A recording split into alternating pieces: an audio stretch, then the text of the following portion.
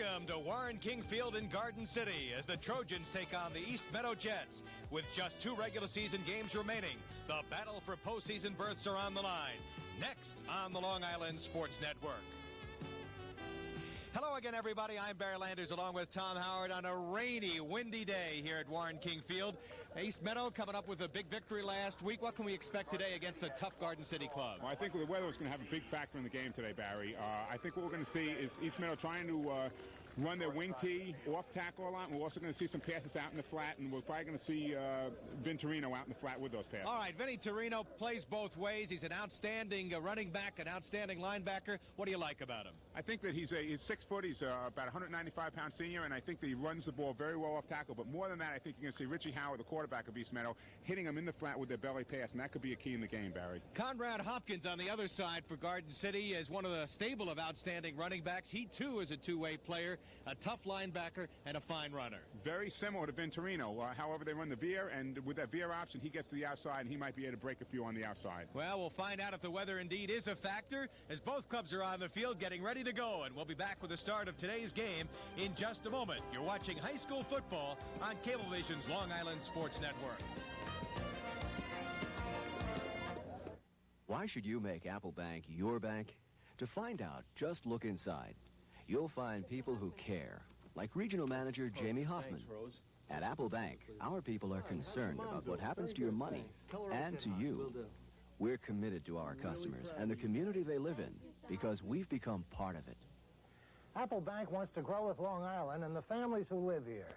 That's why we hope you'll make our bank your bank. Apple Bank for Savings. We're good for you. I never ran before I came to Adelphi. Now I can't imagine not doing it. It really helps having the kind of encouragement I've gotten here. It makes Adelphi feel like a small college. But I'm glad it's a big university with lots of courses and career options because I'm making choices that will affect my whole life. I'm excited about my future. In fact, sometimes I can't wait to graduate. It's sort of like running. Once you get started, you want to see how far you can go. Adelphi University, a commitment to intellect. Today's game is being brought to you by Apple Bank for Savings. We're good for you. By Adelphi University, a commitment to intellect. And by 8 Auto Stores, your ultimate car care center. Well, hi again, everybody. Barry Landers along with Tom Howard as you see the East Meadow Jets getting ready to kick off to the Garden City Trojans. Both clubs coming off big wins last week. There's Tom Flatley on the sideline, 4-year head coach, has had an outstanding record here. And we get set to go. Tom, any keys early we should be looking for? I think the weather is going to play a big factor. One of the things we see right now. Andy Ruck having trouble handling that ball, but he breaks across the 30 and will be down as he gets to around the 34-yard line. So on the first play, it'll be 1st and 10 at the 34-yard line. Let's look at the Garden City offense, and it's a potent offense. They have been scoring a whole lot of points so far this year. And the offensive line is a good one. They had to rebuild quite a bit from last year. Paul Eckner is the best. And the running backs, excellent trio. Conrad Hopkins and Jim Trocchia, a real good one. And that quarterback is a dandy as well. And that is James Ireland. Doesn't throw often, but throws rather successfully. 57% completion percentage. So we're just about set to go. Throwing on 1st down out to the flat. And it is going to be complete to Dan O'Donnell. And he'll pick up about 7 yards before he's driven down on the far side by the East Meadow defense. So it'll be a 2nd down play. And let's look at that East Meadow defense. Pretty good size there at some of those players. Mike Arleo is a real dandy, number 51. Linebackers, especially the middle linebacker, Vin Torino, is excellent. And it's a good secondary. A little guy back there to watch is John O'Keefe, their leading tackler. So let's call it 2nd and 3 at the 43-yard line. James Ireland barking out signals as they work out of this interesting offense. And on a handoff, they go to the far side. And looks like it is a 1st down pickup.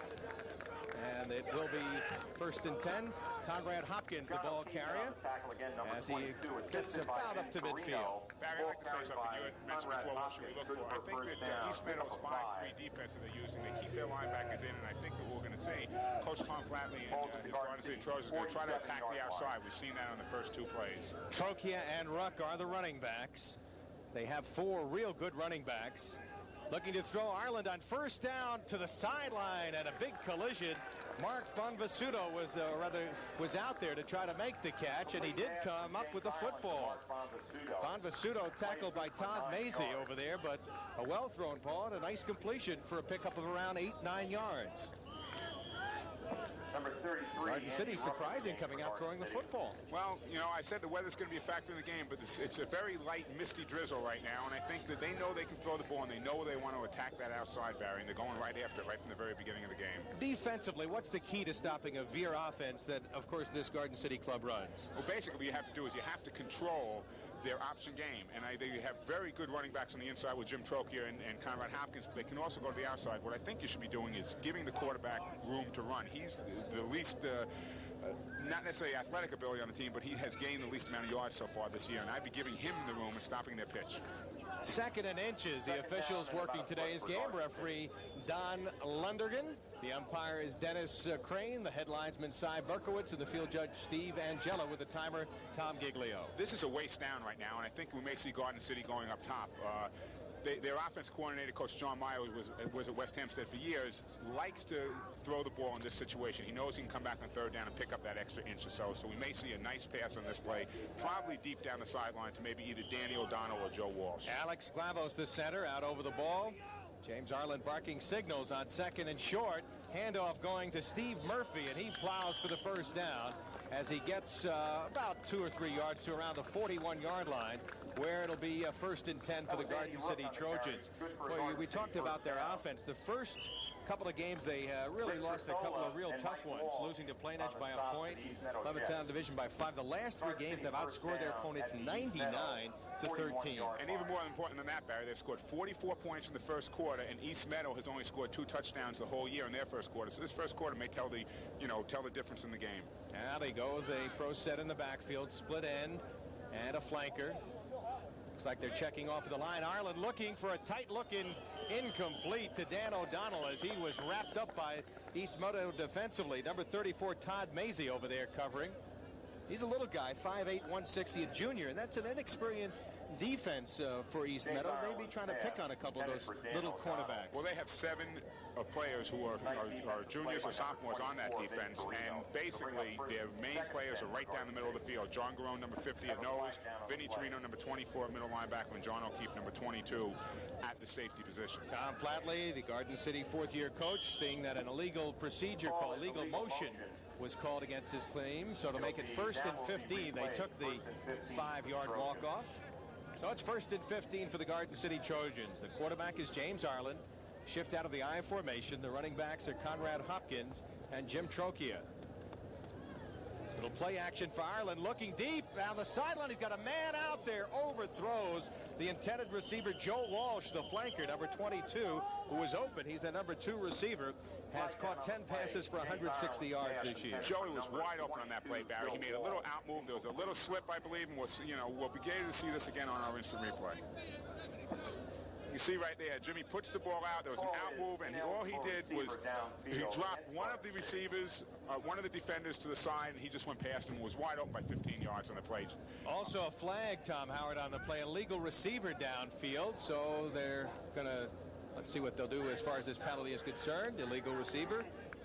And the penalty is actually taking another 5 yards. So let's see, they'll move the football back across midfield to about the 49-yard line. So it looks like we've got about a 1st and 25 here. Make it 1st and 20. That's correct. 1st and 20 on that.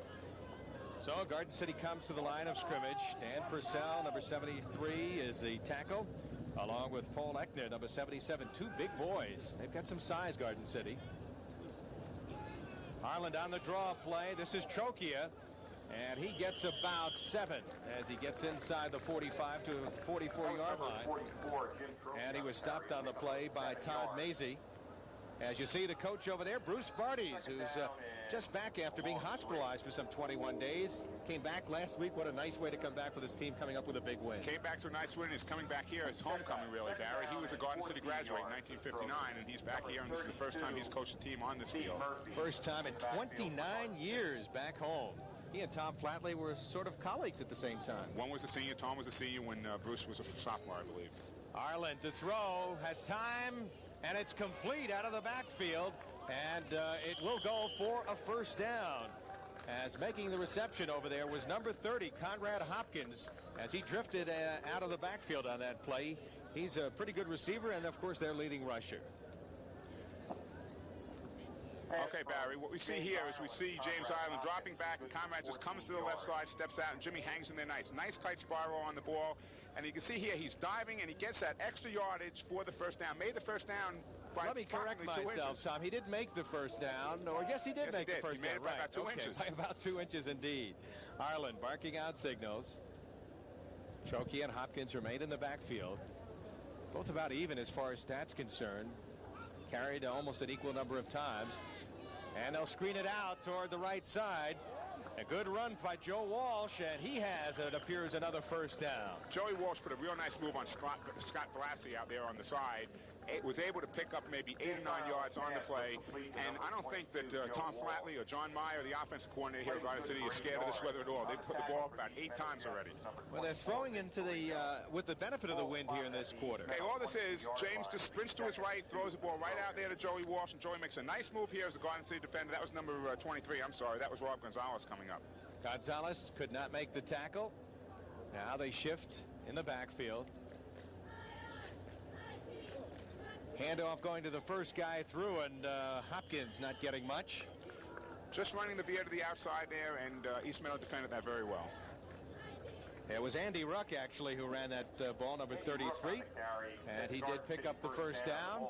So the Trojans on a good move, a good march here. In fact, that penalty didn't seem to stop them. They had first and 20 back inside midfield, and they moved the football inside the 20-yard line for a first down. They're also doing a very good job in eating up the clock right now. They're keeping the ball out of East Meadow's hands, and they're going to, if they put the ball in, they're going to put it in with about half the period gone. Joe Walsh lines up as a flanker at the top of your picture. Dan O'Donnell, the split left end. On the option, the pitch coming back here, and it's going to be trouble for Conrad Hopkins, but he's able to fall forward and pick up a couple when it looked like he was going to lose a couple. Excellent job on the defense that time. They came across the line. They got James Ireland in his backfield, and they did an excellent job putting the pressure on him. He really shouldn't have pitched the ball, but he was being hit, so he decided to put it out there, and they're lucky they were able to come up with the ball and getting maybe a loss of 2 on it. About a yard gain for Conrad Hopkins as we've got changes made for Garden City. Steve Murphy checking into the ball game, number 32, as a running back. Murphy has averaged 7 yards a carry, 23 carries for 161 yards.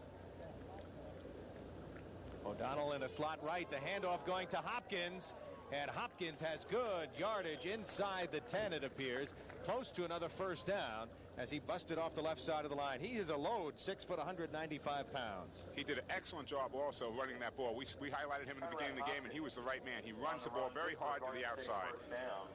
You can see here, James Ireland just gives him a straight handoff. All it is a handoff. He's sweeping around the left end. He starts heading north and south right here and is able to put his weight forward and gain probably about 8 yards on the plays down on the 8-yard line. First and goal for the Garden City Trojans, who come in with a record of 4-2. They've won 4 straight. And this time, they send Walsh out as a flanker to the right. We get a timeout taken by East Meadow. They want to talk things over in this goal-to-goal situation. That was Vinny Massey, their defensive coordinator, who decided that he needed a timeout. He didn't want to take a chance for a breakdown at this point. And we hope you're enjoying the action in the rain. It is starting to come down here at Warren King Field in Garden City. Sheets of rain.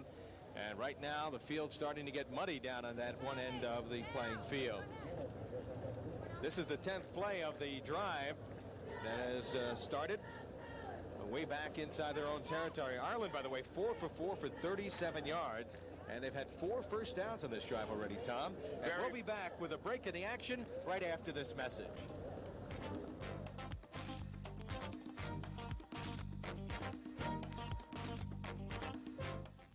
At 8 Auto Stores, our customers speak for themselves. I shop at 8 Auto Stores because the stores are really neat and well organized. They have the best prices and best selections for all of our cars' needs. I'm planning on getting a stereo. They have nice stereos here. You feel really good when you can go to a store and ask about a product, and knowing that you're going to get a good, reliable answer in return. I shop at 8 Auto Stores because whatever my car needs, 8 Auto Stores has it. 8 Auto Stores, your ultimate car care store. We're back in the rain. The Garden City cheerleaders saying hi. Their club has got a good opportunity to get on the scoreboard first. They're inside the 10-yard line. It's a goal to go as play resumes here. Last meeting 2 years ago, 21-0. Garden City beating East Meadow. East Meadow was a bigger school, dropped down from Conference 1.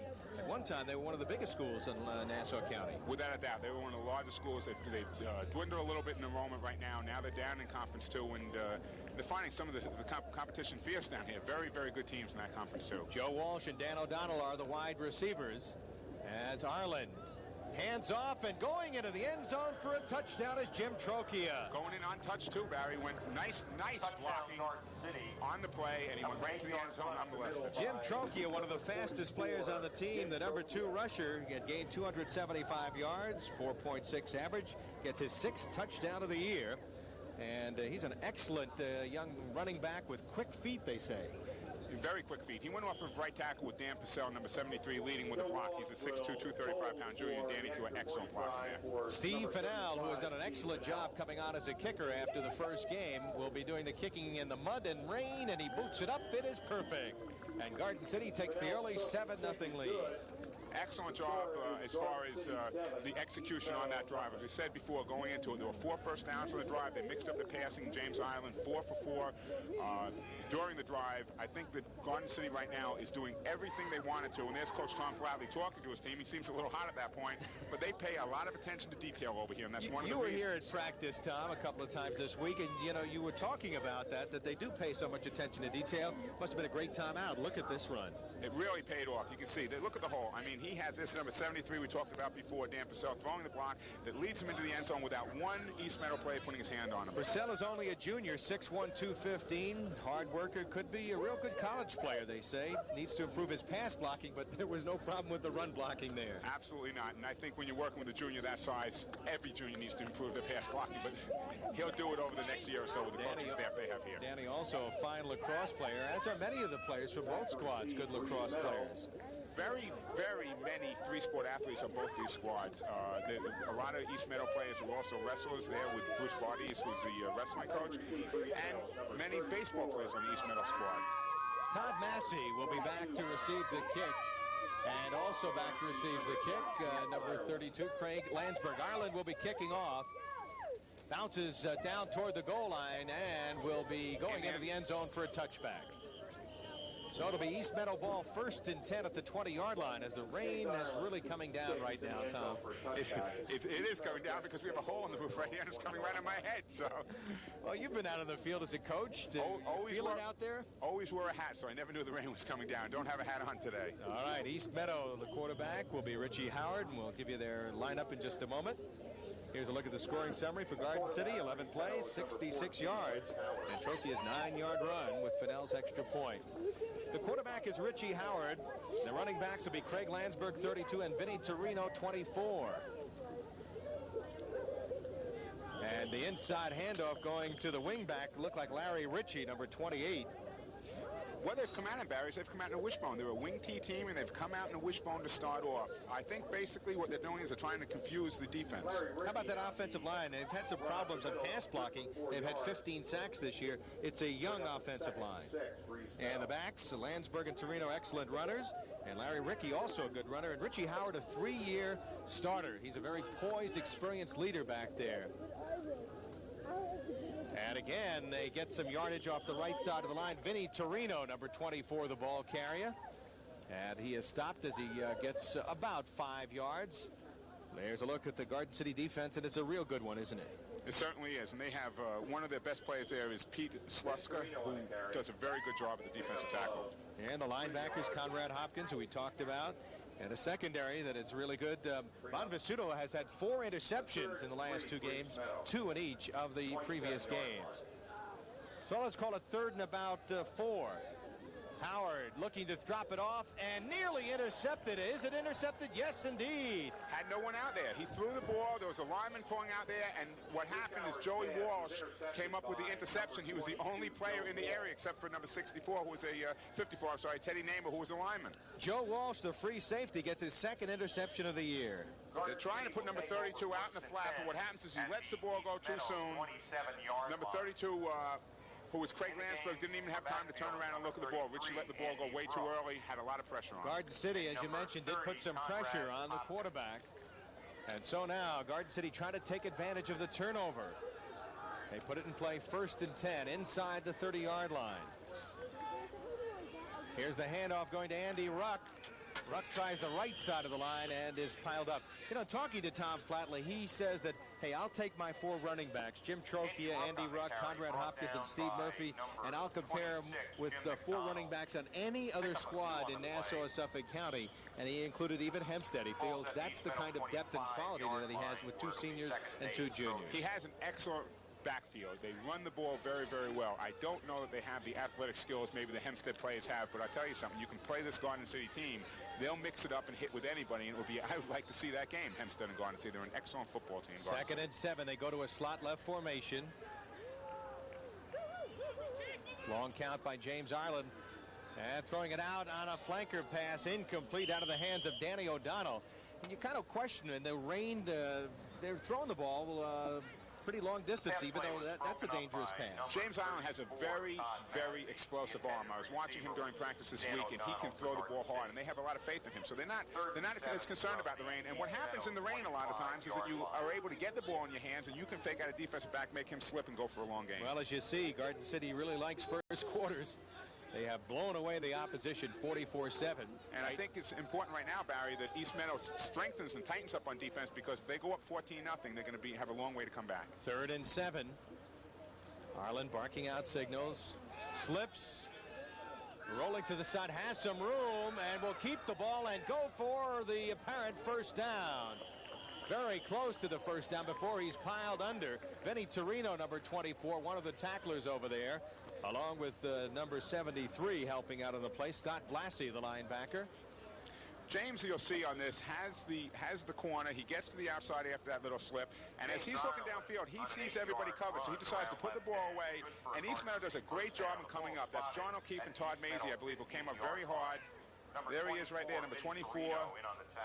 Vinny Torino. That's Vinny Torino coming from the linebacker position. Excellent job, Vin. But they did not stop him from picking up the first down. 8-yard pickup on the run.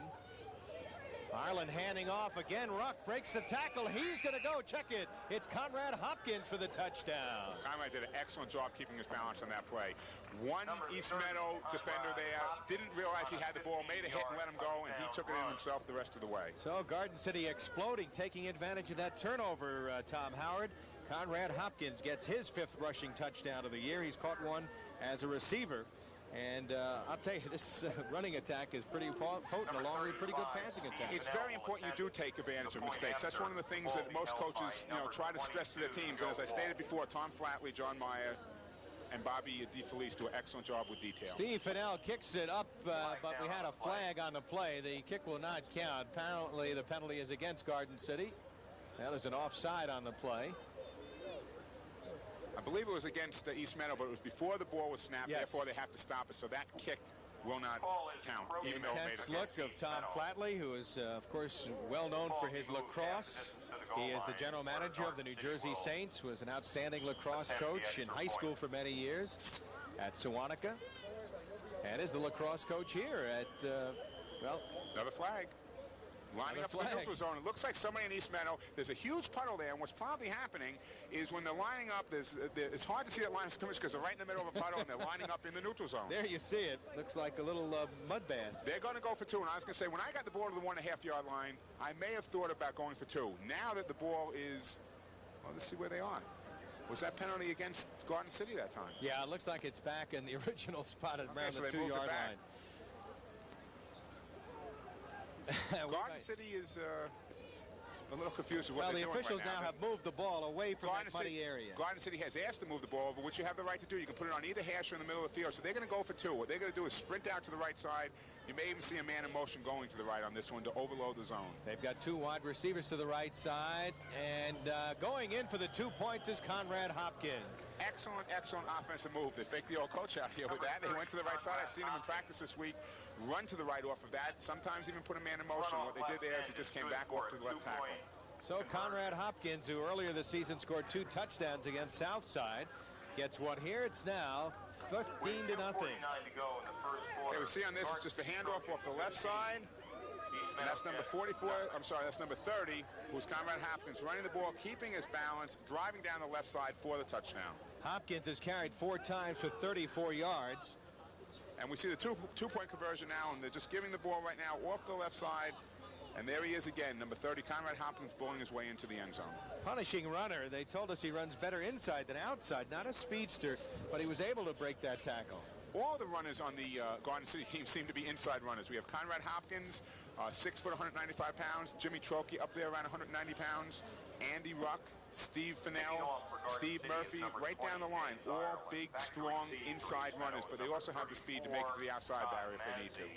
Number 22, John O'Keefe. O'Keefe and Massey are deep to receive the kick as James Ireland will boot it away.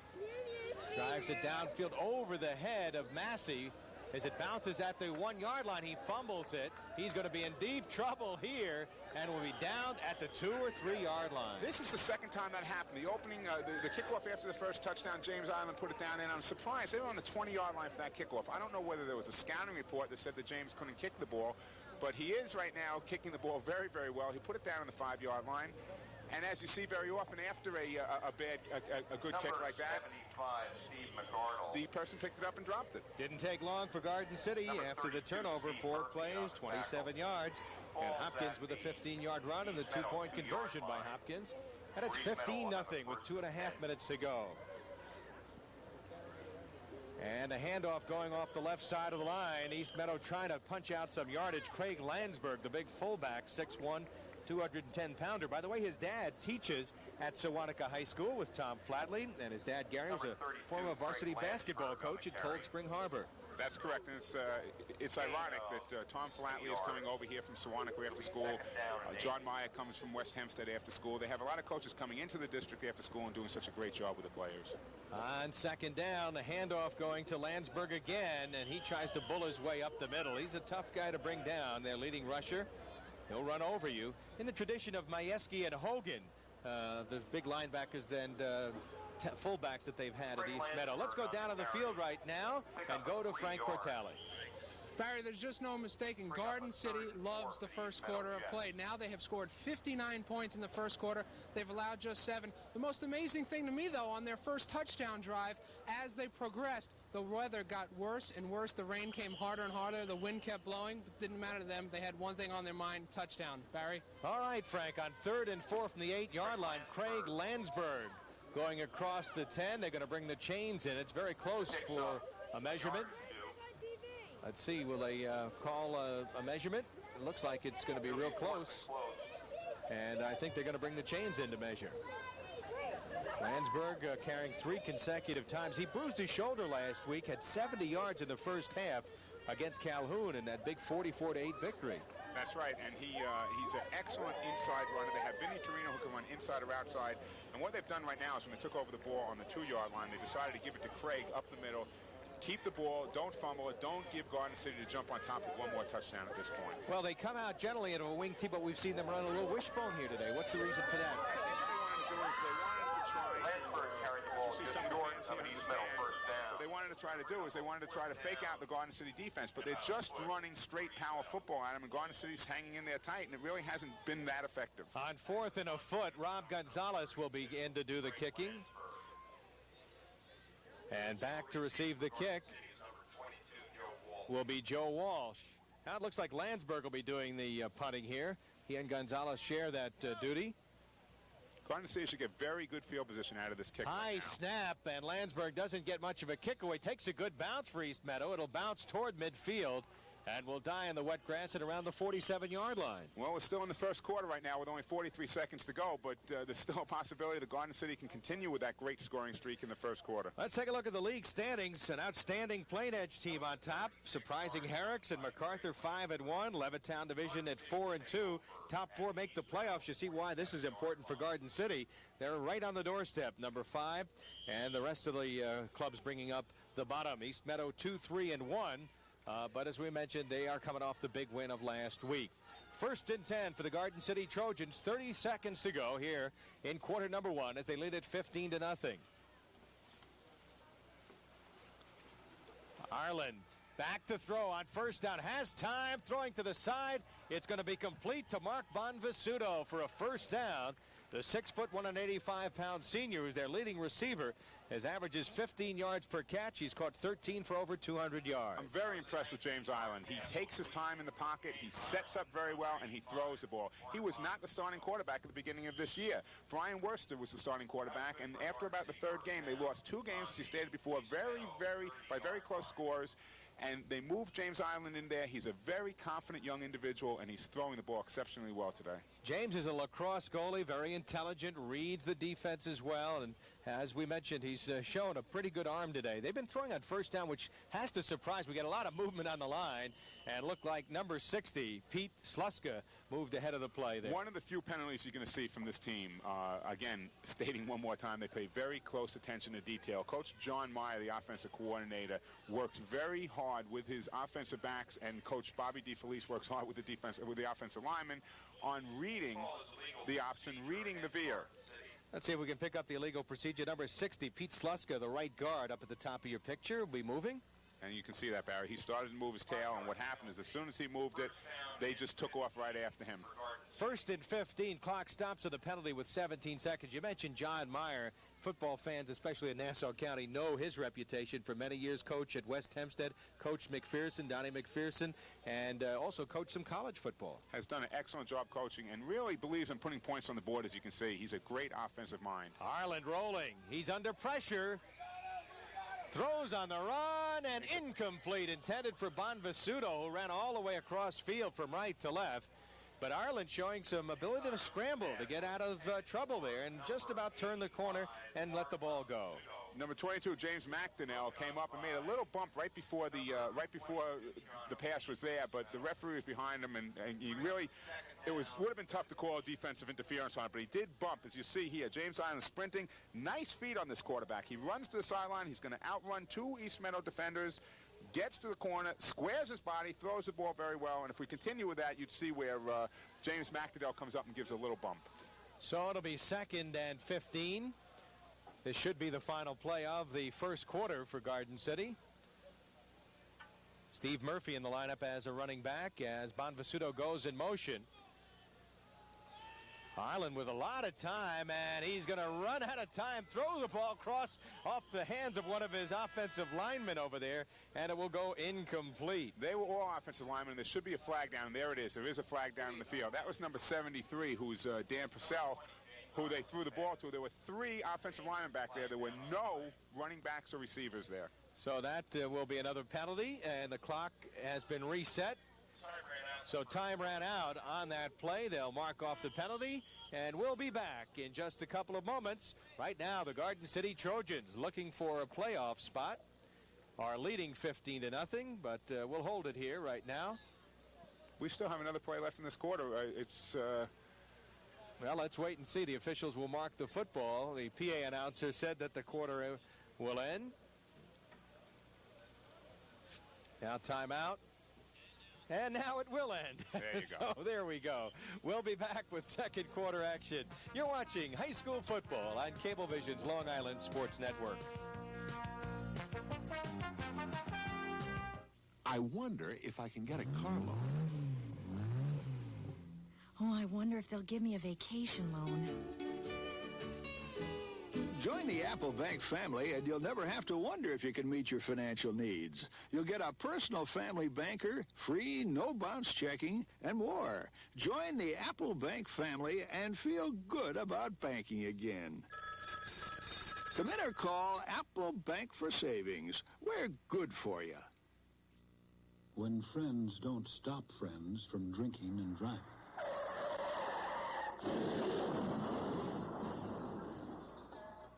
Friends die from drinking and driving.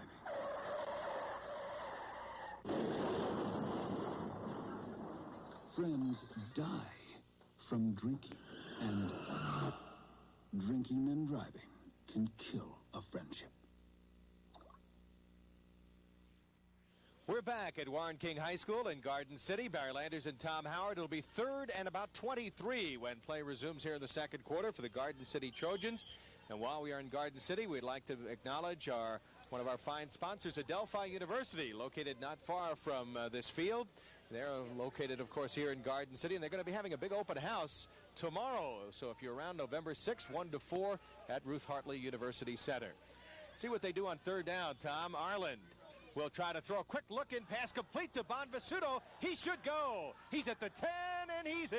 That's Mark Bonvisuto. He was a hot receiver on that play, and all they did was they just did a quick look-in off the fake handoff, and they hit him, and he was off and running. He has a knack for getting open. 6 foot, 185-pound senior. They feel could be a Division III outstanding player. Only 3-year varsity player on the squad, a 2-year starter, and he's had an outstanding season. Well, he had 1 TD before this, 1 extra point, and he just added a second touchdown with a real nice play. Bruce Barty's not very happy on the far side. He really felt his East Meadow club was ready. Of course, they've had some tough time this week with the passing away of a former player on the East Meadow squad of a couple of years ago, and the brother of Mike Arleo, John Arleo. That's correct, and that really it shook up the team during the week, and they dedicated the game, as a matter of fact, to him. And before the game started today, they made him the captain. Walsh will throw it, and it'll be picked off. And, of course, in college football, you could return that for a 2-point play, as we've seen earlier this year. But in high school football, it's the extra point, just dead not ball, converted. Dead ball. Exactly.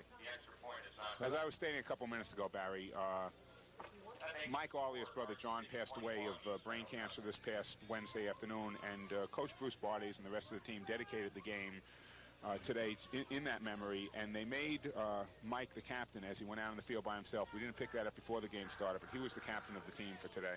Mike is an outstanding player, and we'll see if we can get a shot of him.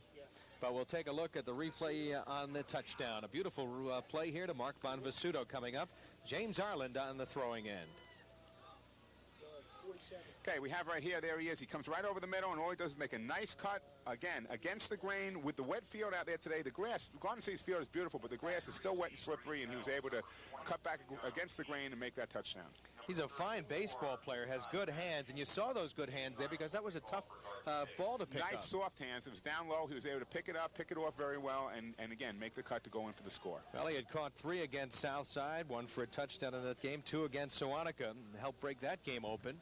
You know what was funny? They scored that on the first play of the second quarter. It's too bad they couldn't have got that in the first quarter to keep that string going. You like those statistics, Tom Howard, as James Arland, who's had a busy day, will be kicking off here. This one not very deep. Well, he's kicking into the wind now, and that's the difference when he was kicking with the wind before. John O'Keefe, who's an exciting little player, trying to get on track, but wrapped up at the 20-yard line.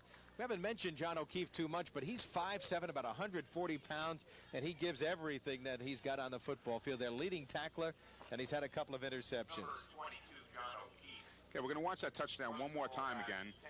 And you'll see as he takes off,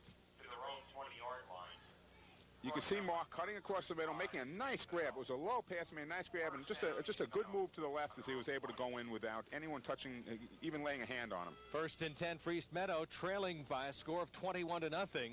This time, Vinny Torino goes up the middle, and he crosses the 25 to the 26-yard line. Well, Arland has had an outstanding first half, 6 for 8, 99 yards and 1 touchdown. Bonvisuto has caught 3 passes for 71 yards, including the touchdown. And there you see it, 43 yards. It should not be a run. It was a pass, of course. Bonvisuto catching the pass from James Arland. And Hopkins has rushed 4 times for 34 yards and 1 touchdown. So let's call it 2nd and about 5. Looks like they'll pick up the first down as Craig Landsberg crosses the 30. And it'll be a 1st and 10 at the 32-yard line. Bruce Bartes is staying with that wishbone look right now, but again, they're just running the ball from tackle to tackle with that. And they're moving the football, and I think that's what they have to do. They have to start right now making a decision. They want to keep the ball, eat up the clock, at least get 1 touchdown before the end of this half. This Garden City defense awfully tough. They had only 3 starters back from last year's squad. They generally work out of a 5-2 or sometimes a 4-3, and they've done an excellent job stopping teams trying to pass against them. Nobody has done too much against them lately. Well, then nobody did anything after the first 2 games, and they were very close games. They lost a division in Plain Edge. Little trap for Landsberg. Doesn't get much as he was stopped over there. Conrad Hopkins, number 30. One of the real good Garden City players there. Leading tackler. Tough and has some good speed. They have fine athletes at Garden City. Both schools have, as you mentioned earlier, Tom, have 5 or 6 kids that are really 3 sports stars. They do. They have excellent tradition on both schools. We know East Meadow had Frank Viola from East Meadow. He has a great tradition there. And as a matter of fact, Richie Howard last year drew a mural on Frank Viola Day. Yes, indeed. When he came, he's a fine artist and would like to go to play baseball. Vinny Torino on the carry. We had illegal procedure against East Meadow on the play, and let's see if they decline the penalty. Didn't pick up much. But, you know, you mentioned that mural, and Richie Howard painted that mural depicting Frank Viola, and they had that big day after he won the World Series and was named the MVP star. And he's really he's an all-American kind of kid, Richie Howard. He certainly is. As we stated before, a three-sport person. He's taken every snap since his sophomore year behind center. No one has been in there for him. He can make things happen. That's what we have to look for right now, for Richie to take the leadership here and make something happen in the second quarter. Let's call it second at about 12 as Howard will hand off to Landsberg. And just trying to stay up the middle. Not much doing against the middle of that Garden City defense. And they've got a real quick little nose tackle. We haven't mentioned his name much, number 50, Pete Reesert, but he can really shut it down. He certainly can. He's quick, he has good lateral movement, and he has good hitting ability. Also Matt Farrell, 6 foot, 215-pound senior, number 51.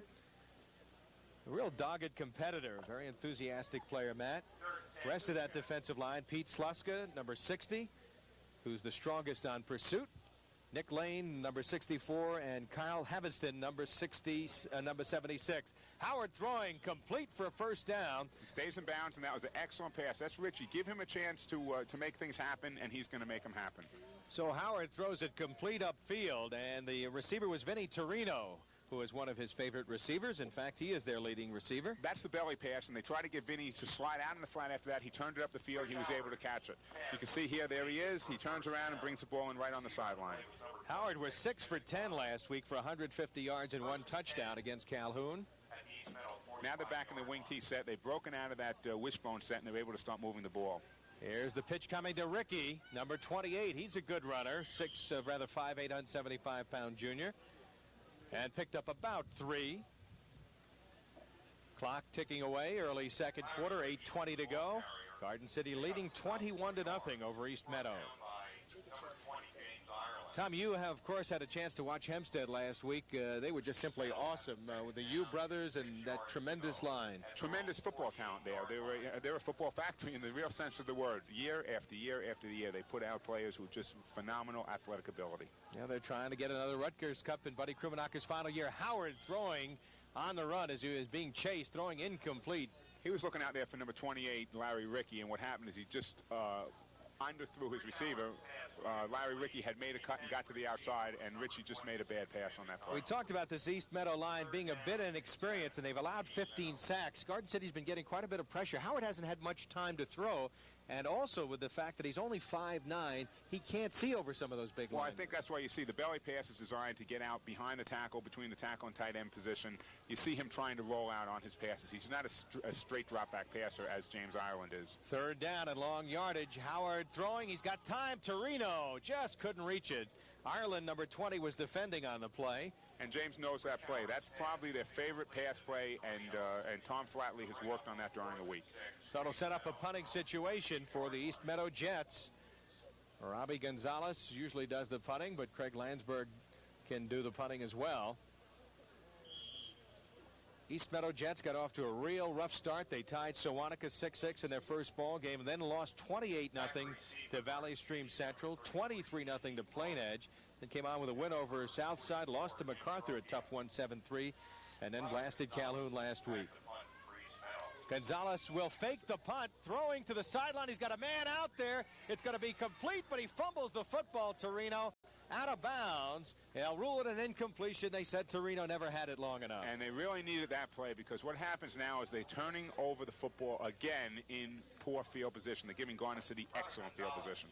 Here's Robbie Gonzalez, who had completed a pass. Okay, Robbie steps up. He has plenty of time. He looks for his man, but he might have taken just a little bit more time than he needed. You can see the defensive player now coming over, number 32. That's Steve Murphy. Steve Murphy coming over, making the play, and it put just a little bit of pressure on Vintorino as he got over there. If Rob Gonzalez had let go of the ball a little earlier, it might have helped out. How about the ball being heavy, being wet, anything along those lines, making it more difficult? What they're doing right now is the referees and the ball boys on the sideline are doing a great job of switching balls. It seems that Garden City has 8 or 9 balls on the sideline here. They're moving in and out. Now Garden City shifting out of an eye. They've got Hopkins in there at the running back spot, along with Trokia. Pitch coming here. Turning the corner is Trokia, but a good defensive play coming up from the linebacker spot to make the play was number, I believe, 33 on the play, or number 73, Scott Vlassie. Excellent job in coming up on that. He read the option, he came up, he made the good hit right at the line of scrimmage, and that could have been gone for a big gain if he didn't make that hit. So 2nd and 10 for the Garden City Ball Club. First time they've really been stopped on the play. Mike McGann has come in to play defensively for East Meadow. He's playing as a linebacker right now. Ireland to throw. Looking to the sideline for Bonvisuto, incomplete. And defending over there was number 33, McGann. Or check that. Yep, it was McGann defending on the play. He did a good job on the defense on that too, Barry. He was able to stay with the receiver as he was going out, and just the footsteps in the back that he was there made Jimmy Allen hurry to throw a little bit.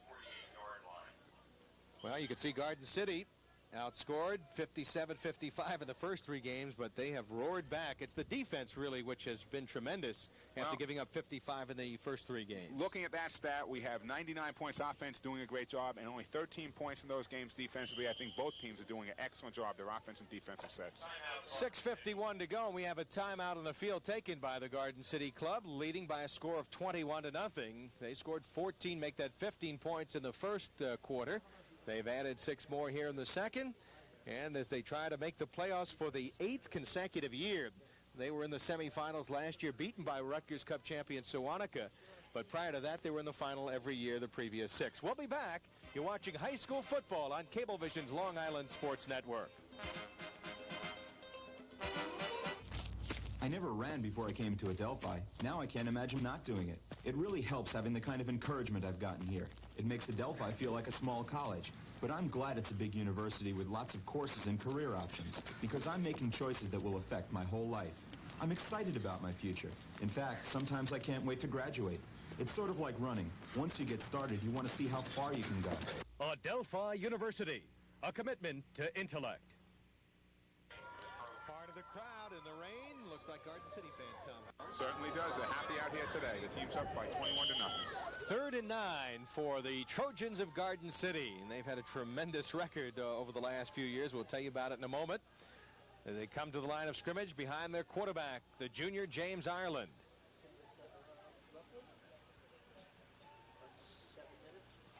Now Trokey is shifting in the backfield. He's in there with Hopkins. Looking for the sideline, and it's complete to Dan O'Donnell, and appears to have it up for the first down. Surprise player of the year, possession-type receiver, ran a nice pattern there, a real crisply thrown ball, too. He really did. He did a nice job. He just ran it down and out on that play. We saw, right before we went to break, we saw the Garden City offensive coordinator, John Meyer, in the huddle. He had seen something that he knew was open. He told the boys, James Ireland pinpointed the ball, and Dan O'Donnell makes a great grab. Seems that they can do anything they want here today. Setting up nice, throwing the ball. Look at that nice tight spiral. James Ireland throws a very nice boy, a very nice ball, and the defense of East Meadow just seems to be a little confused out there. They're just not where they have to be. Todd Macy giving him a lot of room as the cornerback on that play. Fake on the inside handoff. Ireland looking for the sideline and throws it, and it's tipped incomplete, intended for John Walsh, and Rob Gonzalez was the defender over there. And it was a battle for the two of them to try to grab that ball.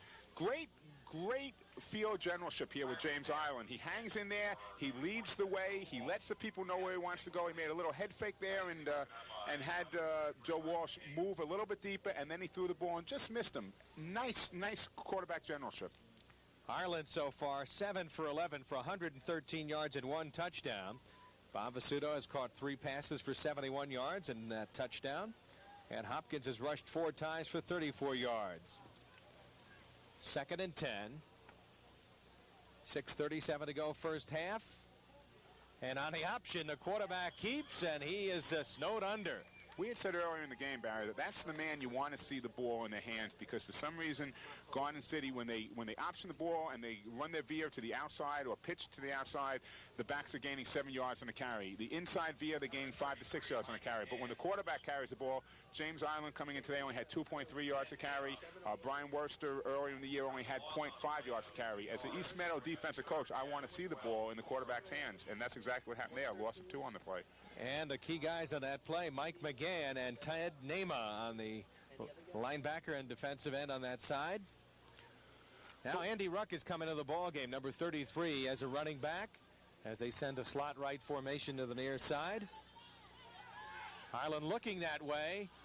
Now throwing it, and a diving attempt by Joe Walsh in and out of his hands, and it's incomplete. Joey Walsh really extended himself on that play. He's not afraid to go after that football. Made a diving grab at the ball and just missed it. Just went off his fingertips as it went out of bounds. Are you kind of wondering why Garden City is throwing so much here with a 21-0 lead and 5:40 to go in the half? Well, they have an excellent quarterback, and I think that that's one of the ways they want to move the football. They know that East Meadow is not giving them the inside that well because they're keeping their linebackers in. Island has thrown 13 times already, and coming into this ball game had thrown only 49 times in the whole season. Surprising statistic. He seems to throw the ball passing whiz. All right, fake. Here's the pitch back. Trying to turn the corner, and it will not be enough for the first down. As running the football down for shy of the first down was Steve Murphy, number 32. They knew they had very good field position here. They got the turnover on a try by East Meadow trying to fake their punt with a pass. There was nothing wrong with that play right now because they had nothing to lose. They're giving the ball still in very good field position. Here's Murphy, 32, getting the pitch here. It's just an option. All it is Murphy comes around, he takes the option. If the fullback was able to keep the ball, he would have kept it. If not, he pitches to Murphy. They were trying to get to the outside, but they didn't fool East Meadow. Good play by Maisie, and also number 22 coming up to try to help out on that play defensively. And that was John O'Keefe, that little guy. That's Boy, he right. put his head in there and just stuck him. Craig Landsberg on the carry, and it'll be a short pickup. Clock ticking with 5 minutes to go here. You think they should be throwing the football a little bit more because they do have the wind in their favor at the moment. They also have Richie Howard, and I like to see the ball in his hands because when it is, things happen. So I don't necessarily know that they shouldn't be putting it up. Let's go down to the field. Here's Frank Cortali. Barry, I just spoke with number 33, a running back on Garden City, Steve Fennell. Asked him about the field conditions. He mentioned that they are pretty good. They have a good field that they play on, and it really hasn't bothered them, and you can tell that by just taking a look at the scoreboard. Howard barking out signals. Thank you, Frank. And Torino sheds one tackler. Will drive forward for maybe a couple of yards, but the pursuit of Garden City awfully good. It really is, and one of the keys with the wing T team, as East Meadow is they have to establish a sweep to make things go. If you notice on that play, that was Vinny Torino trying to run a sweep around the right end. He was able to cut it back up and gain maybe 2 or 3 yards in the play, but they have not established their sweep, and until they do that, they're going to have a tough time running the waggle back and running the traps up the middle. Tom Flatley has to be pleased with his club's effort. He's a perfectionist, Tom. And even though they won pretty big with a big second-half effort last week against Sewanaki, he wasn't all that pleased. Here's Ricky in the mud trying to turn upfield, but nothing doing. Again, Garden City shutting it down. There is a flag dropped on the play, however. As play is stopped, pickup of around 2. Andy Ruck came up from the cornerback spot to make the tackle, along with Danny O'Donnell. Looks like preliminary call looks like it might have been a holding against East Meadow, and I'm sure they're going to decline it and take the punt at this point. So they talk things over with Conrad Hopkins, one of the captains. And there's the call by the official. And they will, let's see, they'll take the walk-off. They want to take the yardage. They fooled East Meadow on that. They had the punting team on the field already. Pin them back against the goal line. 3:49 to go. Don't forget, next week we'll be back in college football. We've got a dandy coming up for you on the Long Island Sports Network. CW Post Pioneers and the Fordham Rams in what should be the battle for first place in the Liberty Conference and the Liberty Conference Championship. Howard bootlegging to the right side, looking downfield, throwing incomplete. Ireland was defending on the play and was able to get a piece of it as the ball was incomplete downfield, looking, I believe, for Vinny Torino on that play. That's correct, and that was the waggle pass we talked about earlier, that he's bootlegging, coming out, and very often looks for his tight end, Steve Cates, on it. You see here, Richie Howard's bootlegging to his right-hand side. He looks down the field. Vin Torino is down the field and just couldn't make the reception on that. Howard is 1 for 5 for 13 yards and 1 interception. So the Garden City defense has done a good job stopping him. Landsberg will be doing the kicking. Andy Ruck is back to receive the kick for the Garden City Club, along with Jim Trocchia. End-over-end kick, and nearly fumbled and held on to by Andy Ruck as he had to move forward to try to grab that ball inside the 50 and then fell on it. He really didn't have that much room there. He was right in his face was number 22 for East Meadow. That's John O'Keefe, and he was right there, and he sort of gave it a little yell and shook Andy up a little bit. 24-yard punt with 3:15 to go. We almost had a roughing the kicker on that, as we had an opportunity to see that on the replay coming up here.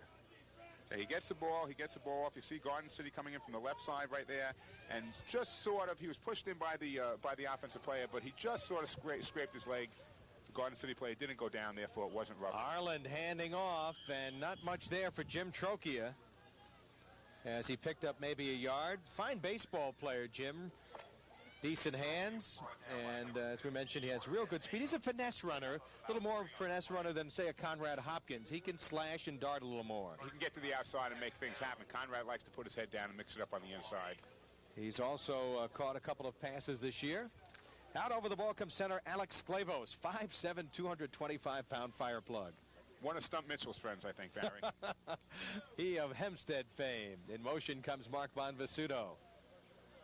Ireland, quick pass to Bonvisuto, and he has the first down. Boy, Bonvisuto has looked awfully good today. Again, Bonvisuto was a hot receiver on that play. What's happening is they're sending a man long, and then Bonvisuto just slips on the underneath, and Jimmy was looking right for him. James Ireland saw him and hit him wide open. I like the touch on this quarterback. He throws a nice ball.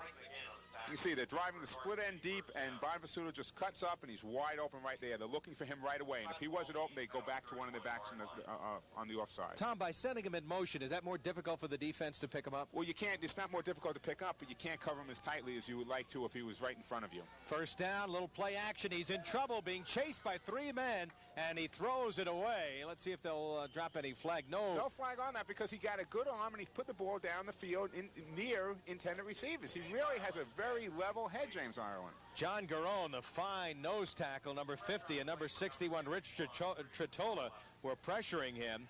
We haven't talked about Garone. He's 5'10", 225-pound senior, very quick and strong, and one of the best players on the field. That's their best defensive line by far. They call him Grizzly. They have a nickname, Grizzly Garone, for him, and he really does a good job. He grizzles away at people's legs, knees, anything he can to try to make the tackle. 2nd and 10, and the officials will stop the play for a moment. Counting numbers, I guess, and now they'll start the clock back in motion. James Ireland has thrown a lot of passes in this first half in the rain, probably more than he's thrown in many games this year. Inside, handoff to Hopkins, and he has the first down at the 20-yard line. Strong run by Hopkins as he broke it back outside and picked up the first down. Well, Larry Rickey came across hard, the defensive end the strong side defensive end for East Meadow, and what happened is Conrad cut right inside of that and made a nice gain, 11-yard gain on the play. The ends have to be very smart in this kind of against this kind of offense, don't they? They have to play it smart. Well, it depends on what they have. They have right here, you can see he goes, you can't see Larry Rickey going to the outside, but he just cuts off the inside of the block, keeps his feet going, picks up 11 yards on the play. Defensive ends in a option team, depending on what the coach wants, either have to take the pitch man or they're going to have to come down and wait for the cornerback to come up for the pitch. Here's the pitch to Trocchia. Can he turn the corner? Driven out of bounds after picking up about 5. Driven out by the cornerback, Robbie Gonzalez, number 23. And I believe John O'Keefe, number 22, came in on that play also. Well, O'Keefe is all over the field. He has an outstanding nose for the football. He really does. Again, as we stated earlier in the game, the 3 major strength men on the defense are John Garone, number 50 at nose, Vin Torino, number 24 at middle linebacker, and John O'Keefe, number 22 at defensive safety. And if you've noticed, Garden City has been attacking the outside. They've been going left and right, but not up the middle. Good point, Tom Howard. 2nd and short yardage as they look to score again with 1:09 to go. Ireland fumbles the football, and let's see, did East Meadow get it? No, Garden City has the ball. But the pressure came from the inside, and I believe that might have been John Garone busting through there to make the hit. John Garone is number 50, and now timeout will be taken by Garden City. And let's see if we can see what happens on this play. Conrad Hopkins may be the man who recovered it. And John got doubled on that play, and what happens, we have is that's the defensive, that's number 33, Mike McGann, the weak side defensive end, coming in and making the hit and stripping the ball. And I believe Hopkins was also over there, and he came up with a football. Garden City played in 5 of the last Conference 2 finals. They smell championship. They'd love another shot against Plain Edge this year. What a tremendous program they have here also. I thought we did a good job at Bayshore. We had good records from 1982 to 1987. However, I looked at the statistics for Garden City, a maroon team just like Bayshore is, and their statistics were Timeout on the field right now, Tom. So we'll take a look at the records of these respective clubs. As we mentioned earlier, East Meadow, real rough start. 2 shutouts in the first 3 games. Came back, put some points on the board against Southside. Heartbreaker, they lost to MacArthur 7-3, and then had a real good game last week. And MacArthur's having such a great season, it was really tough for them to take that loss. Garden City also tough start, but look at the results the last 3 games. They're blowing people away, and they're doing it again today. And would they like to have a chance to get back at Plain Edge and Levittown Division? They just might when they get into the playoffs. Hopkins has carried 5 times for 45 yards and 1 touchdown here in the first half. Ireland 8 for 14 for 125 yards and a score. And Trokey has carried 5 times for 28 yards and a touchdown. Bob Vasuto has caught 4 passes for 83 yards and a touchdown. On 3rd down, Ireland looking in the end zone, overthrows O'Donnell. I think we're going to see a field goal now. They're in field goal range, and they have a very good field goal kicker, and I think at this point you'll probably see the field goal team come on. Steve Fennell has come into the game. He has kicked 1 field goal. Steve, number 35, who's also a good running back. We talked about the 4, but he's a sophomore, Fennell, and they like his future, a 5'11", 185-pounder. What did he do so far this year? He has 4 carries for 46 yards. He's only gained 11.5 yards a play, Barry. That's not too bad for a sophomore. So Fennell will be attempting a 35-yard kick.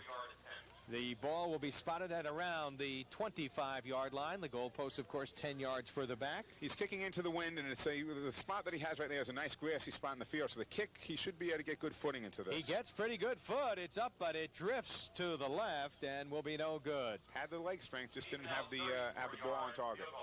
So with 47 seconds left in the first half, the East Meadow Jets will put it in play, 1st and 10.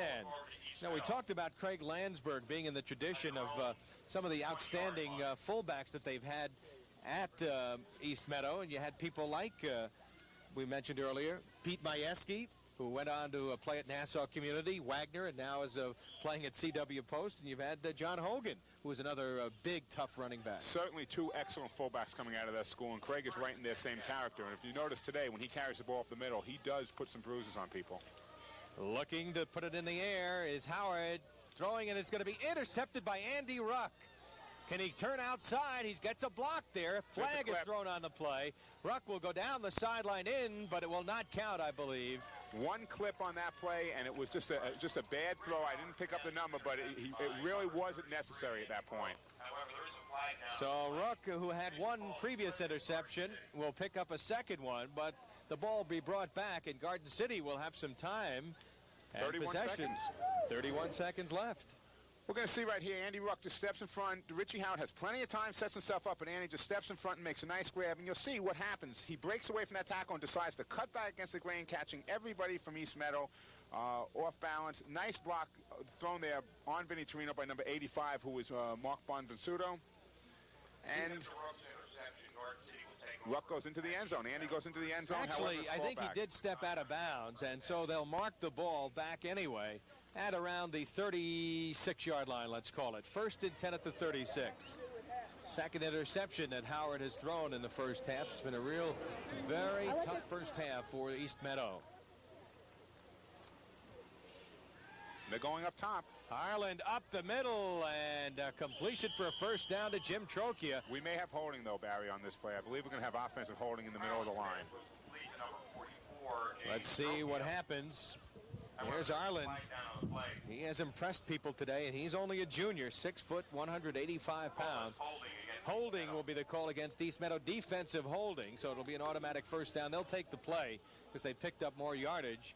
Clock shows 24 seconds remaining. They're going after the score here. They're not sitting back on the 21-0 lead. They want to try to put this game out of reach with 28 points in the first half. Garden City's record from 1982 to 1987, Tom Howard, 48 wins, 7 losses, and 2 ties. Tremendous record. And if you add the 4-2 record they have this year, There are over 50 wins in that 6-year period of time. Just a tremendous record. 1st and 10 at the 21-yard line. As you see the chains being moved, that's the reason for the delay, and the officials now will mark the ball for play. Ireland has Hopkins and Trocchi as the running backs. Ireland will throw, looking in the end zone for Walsh. He's out there. Wide open, too. Just wide open. Busted coverage. Joe Walsh just made a nice move down the sideline and just ran past his receiver. He didn't slip. He just ran past him. Jim McDonnell was the man defending on the play, but he was badly beaten on that touchdown pass, and I've been very, very impressed with this Garden City team. Offensively, defensively, they don't seem to have any weakness here. Well, the team has done a tremendous job, but the person I'm impressed with is James Ireland. Just what a level-headed, great individual we have here. He's kept the ball in the pocket. He's able to throw the ball. He can throw on the run, but he sets up and keeps us cool. Fennell's extra point try is good, and with 10 seconds left in the first half, the Garden City Trojans are flying here at home in their final home game, leading it 28-0. I'll tell you, their next opponent's going to be worried next week, MacArthur, the way they're playing. Okay, we're going to get a look right here. James Ireland just makes a fake to the inside, pulls back, and on the run, lets the ball fly. Very nice tight spiral, and wide open, you can see in the end zone is Joey Walsh. He just beat James McDonnell by 5 yards. Well, they had said they were going to work the outsides, Tom Howard, and they really have done a very effective job. We had a couple of problems as far as short cornerbacks initially. They were going to victimize those guys, and it's inexperience. They've got Mazia Jr., McDonnell Jr., Gonzalez is the only senior in the secondary, and you've got O'Keefe Jr. Barry, it's a combination of two things. It's a combination of short players, but their height has nothing to do with this, not when they're going up against a passer like James Ireland. All right, they'll bang it downfield with just 9 seconds to go. Picked up by East Meadow. And the ball down at the 30-yard line, where it'll be 1st and 10 with only 2 seconds left. I doubt if they'll have time enough to get a play. But if Bruce Party's heading to the locker room, it's got to be a tough intermission. It really is, because there's not much you can do. You have to defense the veer option and inside veer game. And on the other hand, you have to defense James Ireland's passing game. Here's the scoring summary on that last drive. Garden City, 2 plays, 36 yards, 21 seconds. The Walsh 23-yard pass from Ireland, and Fennell's extra point. Boy, they make you pay for those turnovers. They certainly do. So that's the story at the end of the first half. An impressive showing for Garden City. They lead it 28-0, and our colleague Frank Cortale returns with his halftime guests in just a moment. You're watching high school football on Cablevision's Long Island Sports Network.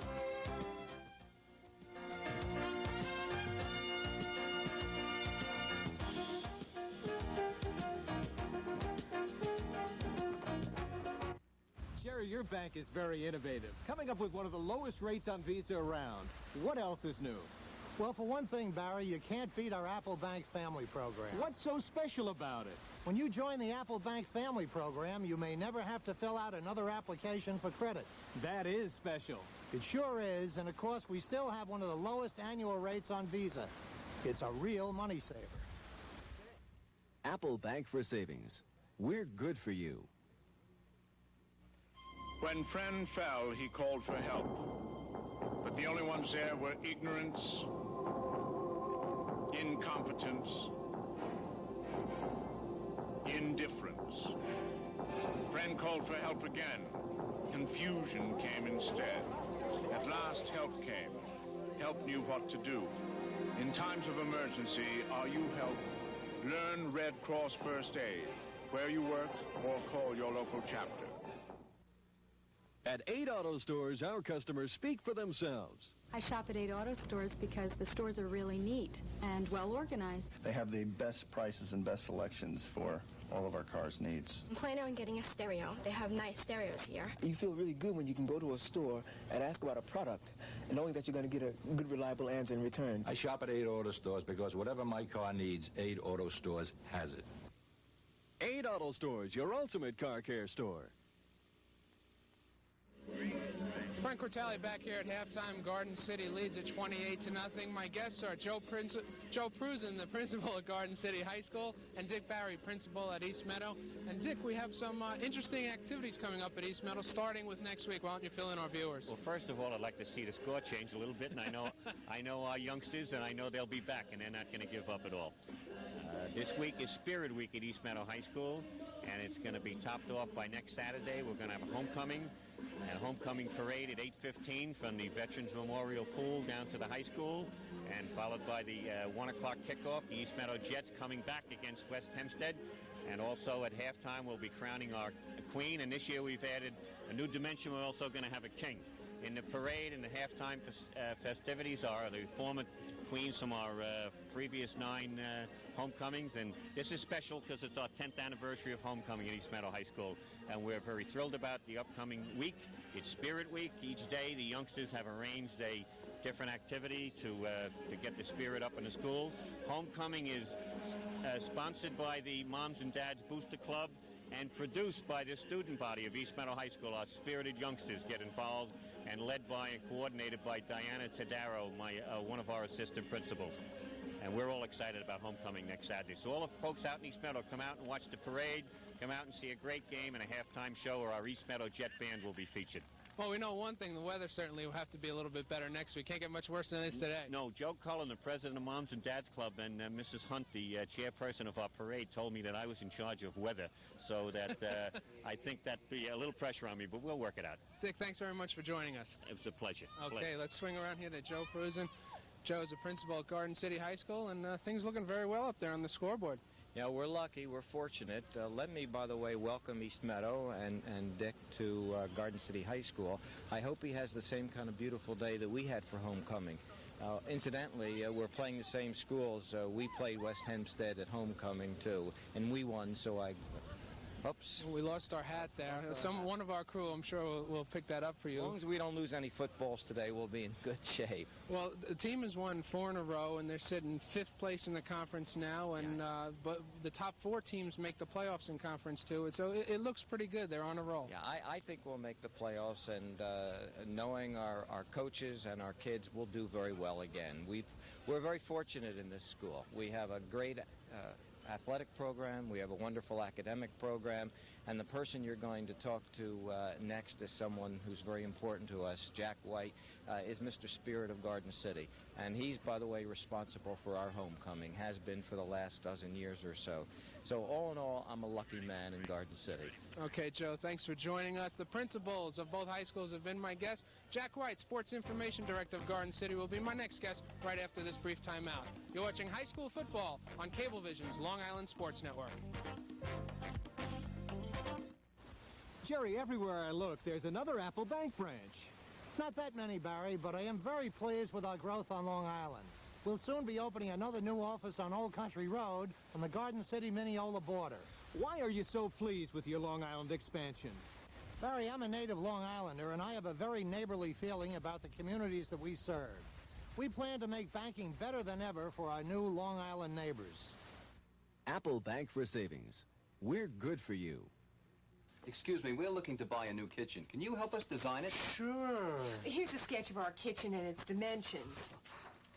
Oh, I can design this kitchen, no problem. I see kitchens like this all the time. Oh, really? That's very interesting. At Consumers, our certified designers have graduated from our educational program and utilize the latest computer technology to design your dream kitchen.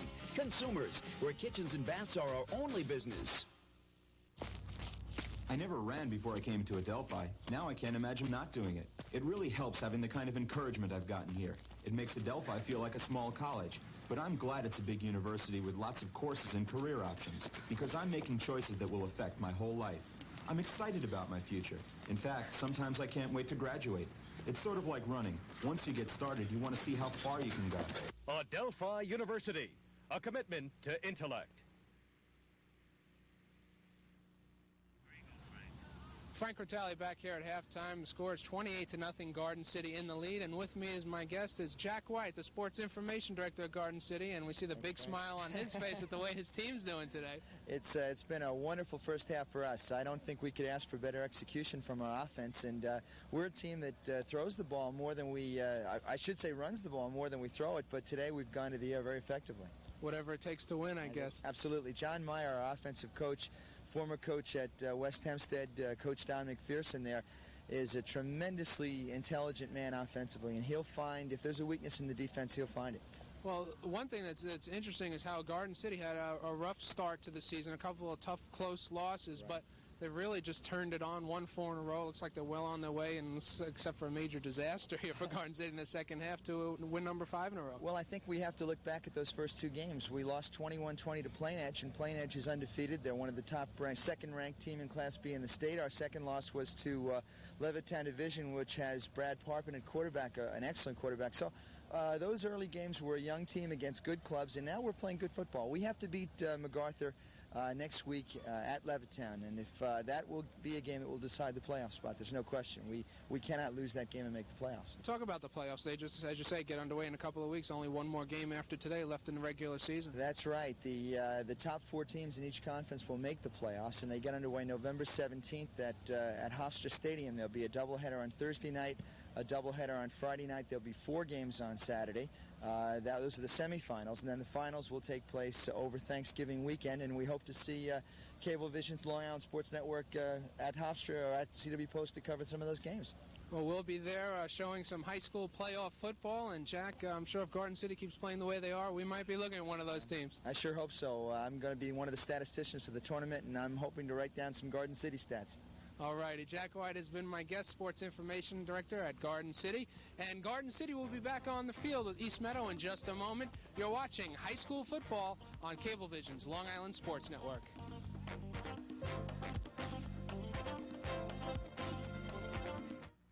Why should you make Apple Bank your bank? To find out, just look inside. You'll find people who care, like Regional Manager Jamie Hoffman. At Apple Bank, our people are concerned about what happens to your money and to you. We're committed to our customers and the community they live in because we've become part of it. Apple Bank wants to grow with Long Island and the families who live here. That's why we hope you'll make our bank your bank. Apple Bank for Savings. We're good for you.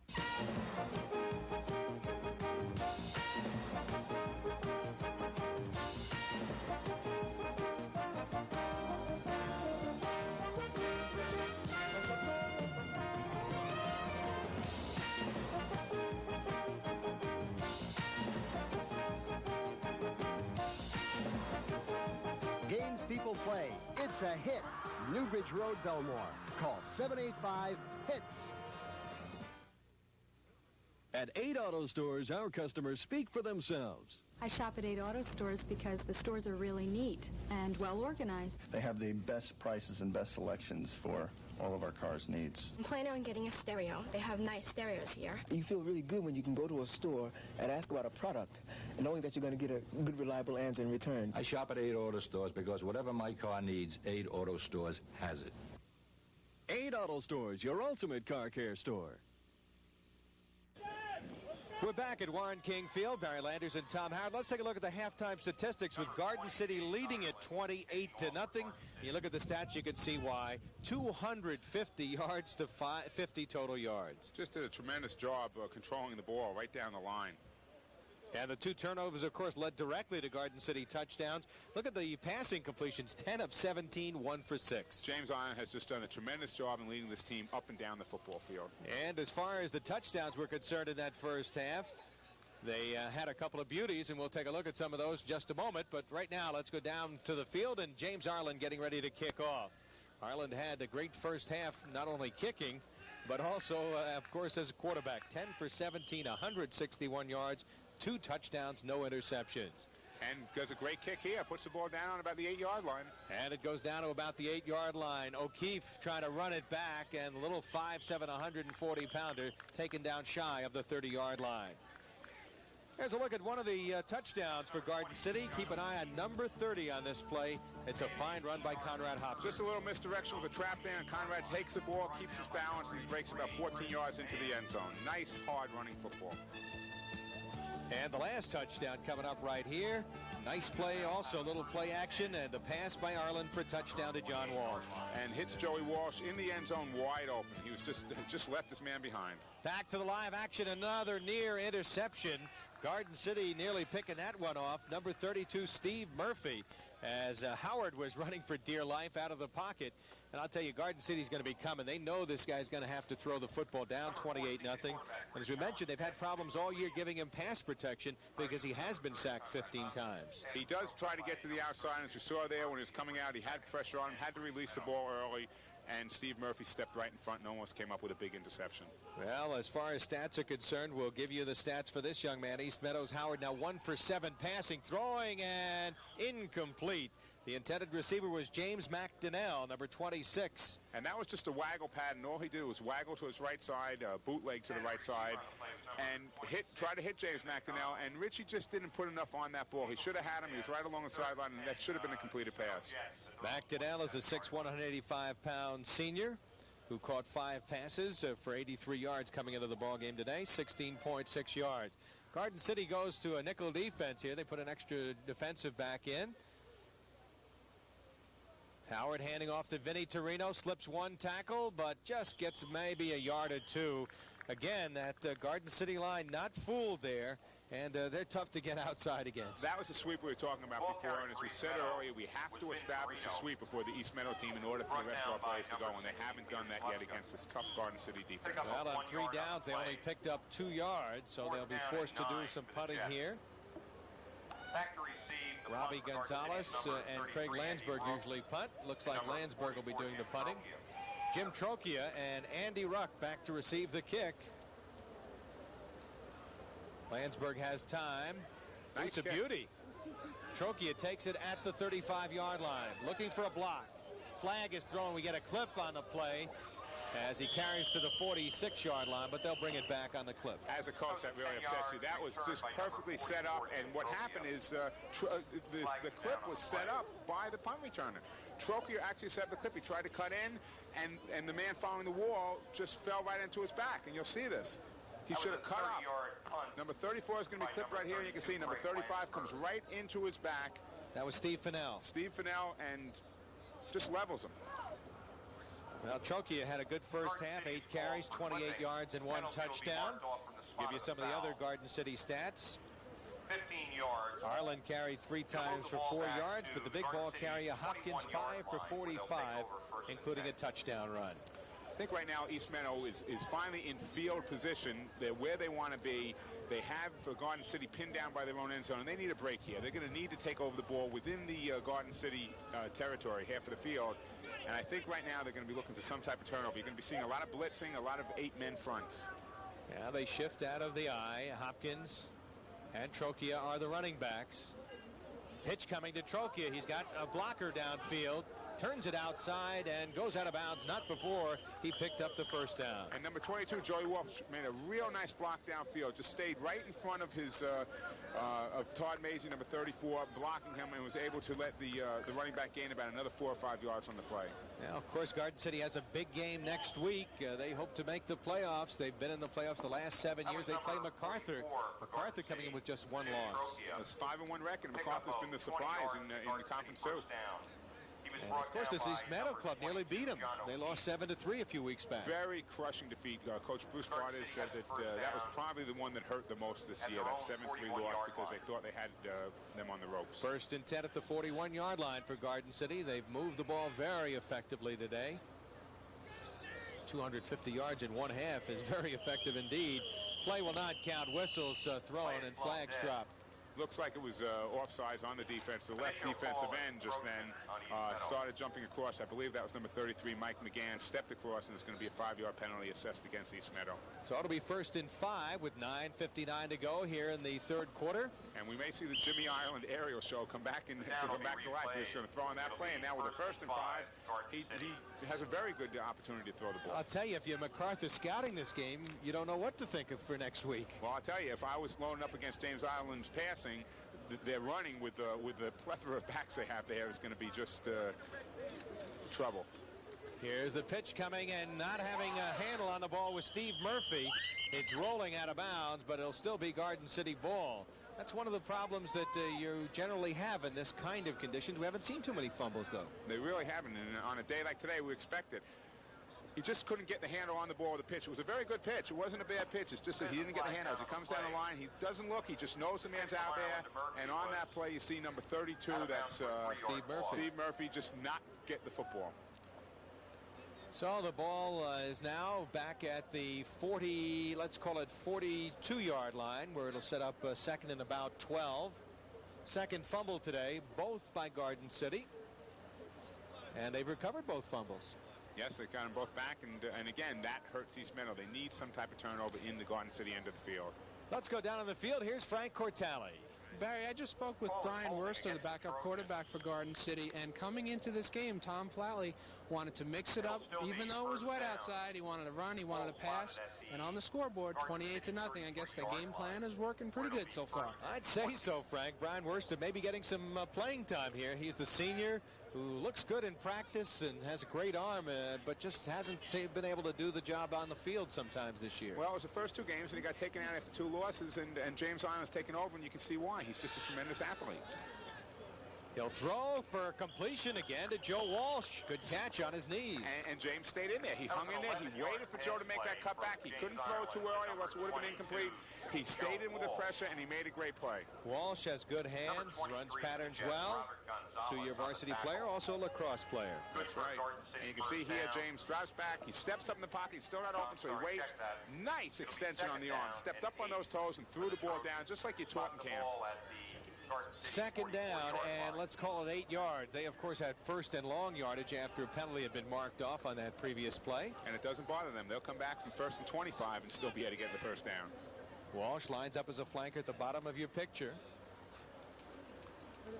Ireland on the inside handoff. That's Andy Ruck who has the first down. And he's reading that option. He's coming down the line. He's watching that tackle loop to the outside. He gave it to Ruck.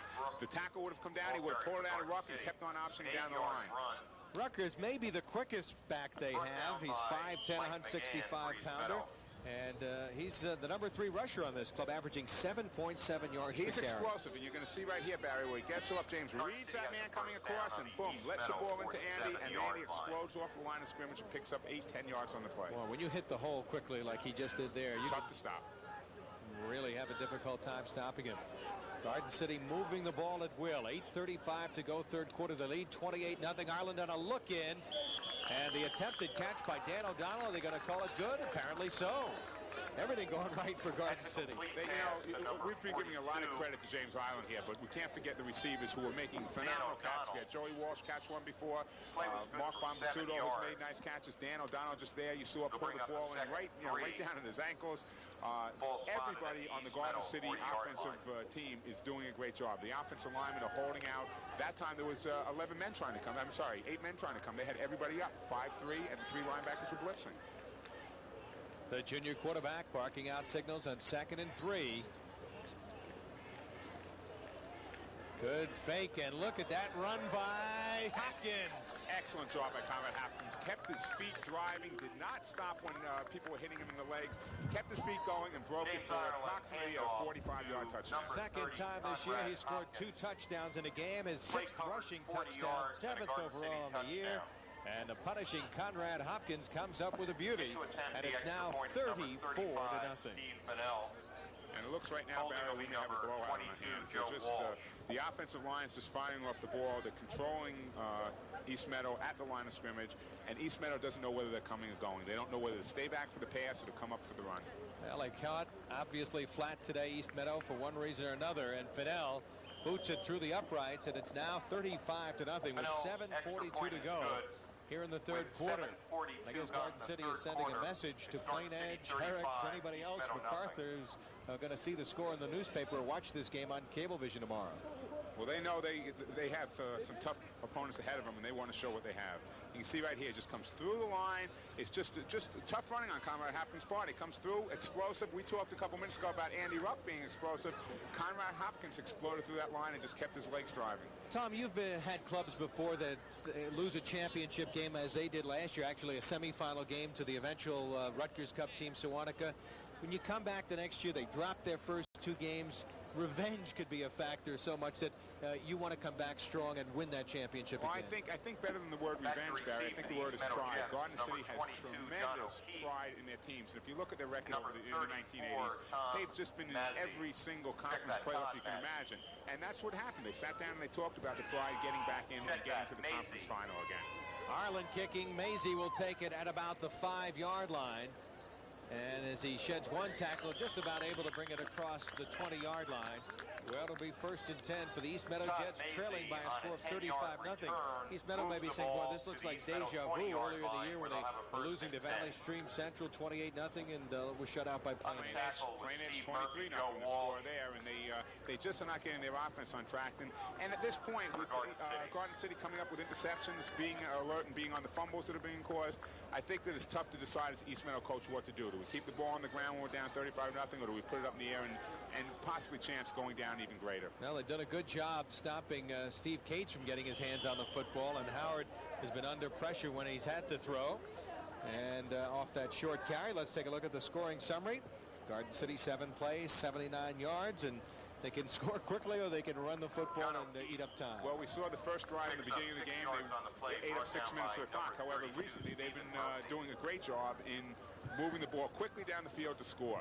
A couple of scores in 1 or 2 minutes, and just then you saw almost 3 minutes scoring drive. Now they send a man in motion. Ricky Howard. Oh, he's under a lot of pressure back near the goal line, and he just throws it away. Let's see if they're going to call a flag on this one. I don't see any receivers there at all that were eligible. Possibly number 28 might have been over in that area. Number 28's Larry Ricky, but I'm not really sure whether he came over there later.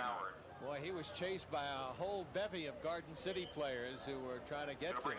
Well, they're putting the pressure on. They're not giving Richie Howard an easy day. Even though they're up 35-0, they're not going to let him gain anything. There's a lot of pride on that Garden City defense. Tom Flatley has got to be pleased with both the offense and defense today, and his club leading by a whopping margin.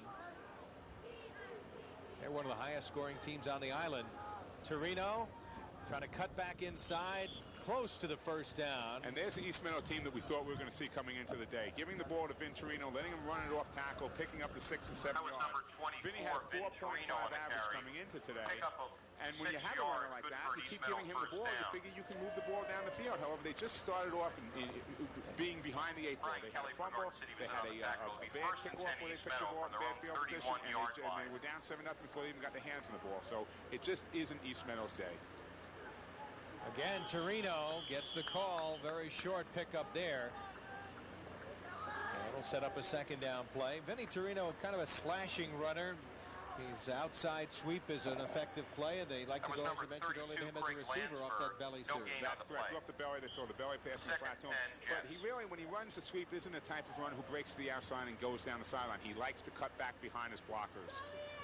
And there's a little, and that's the back of the stump there. That's Garden City stump saying hello to Barry. Well, just because I look like a stump myself, I'm a 5'7", 5'6" fire plug myself here. Is there a message there, Tom? No, I don't think there's a message there at all. I just think that that was a good picture of Matt Casanova. I'm sorry, excuse me. That was a good picture of Alex Scravos. Now, where's that camera? We can't even find. Oh, there we are. Okay, hi, folks. 3rd and 5. 3rd and 5. Hope you're enjoying the action on the Long Island Sports Network, on Cablevision and our other systems throughout the island. Howard on the bootleg, looking and throwing. It's batted in the air by Steve Fennell out of bounds. And that'll set up another punting situation. So nothing going right for the East Meadow Jets this afternoon. Howard 1 for 10. One completion, a 13-yarder, and he's had 2 interceptions. And he just seems to be hurried, even that time when he got to the outside of the bootleg. Instead of setting up and looking, in the past, Steve Cates, his tight end, would drag across, and that was his favorite receiver. Steve had 13 receptions coming into the game. We haven't heard of Steve Cates in this game today. Good point, Tom. Haven't mentioned his name at all. We've got a timeout on the field, and with East Meadow trailing 35-0. Let's pause. We'll be right back. You're watching high school football on Cablevision's Long Island Sports Network. Jerry, your bank is very innovative, coming up with one of the lowest rates on Visa around. What else is new? Well, for one thing, Barry, you can't beat our Apple Bank Family Program. What's so special about it? When you join the Apple Bank Family Program, you may never have to fill out another application for credit. That is special. It sure is, and of course, we still have one of the lowest annual rates on Visa. It's a real money saver. Apple Bank for Savings. We're good for you. 5 minutes to go here in the third quarter. East Meadow has a fourth down situation coming up. They trail 35-0. And Craig Landsberg has averaged a little bit better than 31 yards on his punts today. They're not going to punt here. They're going to go for it, Tom. This is a tough situation to be in. They haven't made too many big plays today, and now they're going for a fourth down. A little reverse. Inside reverse, and that's Torino, and he's shut down. That was just a counter crisscross play. They started to sweep left, gave an inside handoff, coming back to the right, pulled their guard and their tight end coming back to the right-hand side. And Garden City was just there waiting for it. It was nothing that they fooled them with, and now Garden City has the ball in great field position. I think we might see at this point, we might see the second-string quarterback, Brian Worcester, come in. And indeed we are. Keep an eye on number 12, the senior quarterback, going to get a chance on his final day of the season here at Garden City, final home game. Now, let's just keep in mind that he was the starting quarterback for the first two games, and they lost both those games, but only by a total of 6 points. He is a very good quarterback who can throw the ball very well. He just doesn't have the effectiveness that James Ireland had as far as putting the power on the ball, but he can throw it and pinpoint his passes. Good size, 6'3", 190, was 12 for 36 for 33%. And 208 yards, threw for 3 interceptions. They're going to stay on the ground as they go up the middle this time for a pickup of around 4 yards. With the score 35-0, I think that you're going to find John Myers not going to start putting the ball in the air as much as he did before. So Brian Worcester may be a little upset by that. He's not going to be able to throw the ball as much, but they're going to be able to keep the ball on the ground using their running backs, Conrad Hopkins, Jim Trophy, Andy Ruck, and Steve Murphy, and move the football down the field. Steve Murphy picked up 6 yards on that play. Ruck and Fennell are the running backs as they work out of an eye. Now they'll shift. Ruck is 33, Fennell is 35, so the third string halfback is in. Fennell gets the carry. He's a good one. We talked about the super sophomore and has the first down. Remember, I wouldn't call him a third string halfback. They said earlier they have 4 of the top backs. We think they have 5. He had an 11.5-yard average and just picked up about 8 yards on that play. So he can show that he's just as explosive as the Hopkins, the Rucks, the Murphys, and the Trokias. Good point, Tom Howard. You got me off the hook there. Steve Fennell, a real talent playing as a sophomore in this Garden City club. And like Hempstead, what a tradition these two teams have had over the decade of the 80s. I believe they're the number one and number 2 teams in the 80s as far as the one-loss record percentage goes. And Worcester actually keeping the football there. We also shouldn't just talk about the 1980s with Garden City. Garden City has a rich tradition, rich history in football. It goes back to the 1930s when Warren King, whose field we have right now, took over and coached until 1981 when Doc Doherty took over. And Doc Doherty was here, and obviously we know what he did. He only brought 3 championships. 4 years he went to the finals 3 times. Yes, they do indeed have a tremendous tradition here. Doc Doherty, of course, now helping Buddy Krummenacher over at Hempstead. Is that what you call going from good to better? He just... Worcester on the pitch. Here's Fennell. Can he turn the corner? Has the first down inside the 15-yard line at about the 13. That was just a pickup of maybe 11 yards on that play, staying with his average. What was your running average, Mr. Howard? Did you run the football when you played high school ball? I was a center. You were a center, all right. They say offensive linemen are bright. I was the only 150-pound center, I think, in the history of Long Island high school football. But we ran the short punter down, and I was the only one who could snap it 5 yards back between my legs. All right. By the way, yards gained passing, the all-time record here at Garden City was set in 1972. John Donato passed for 277 yards. We'll give you the yardage for James Ireland. It's far short of that, but he had a brilliant day today. Worcester on the pitch. This is Murphy turning it outside, close to the goal line. James Ireland's keeping up with the rich tradition of quarterbacks they've had here.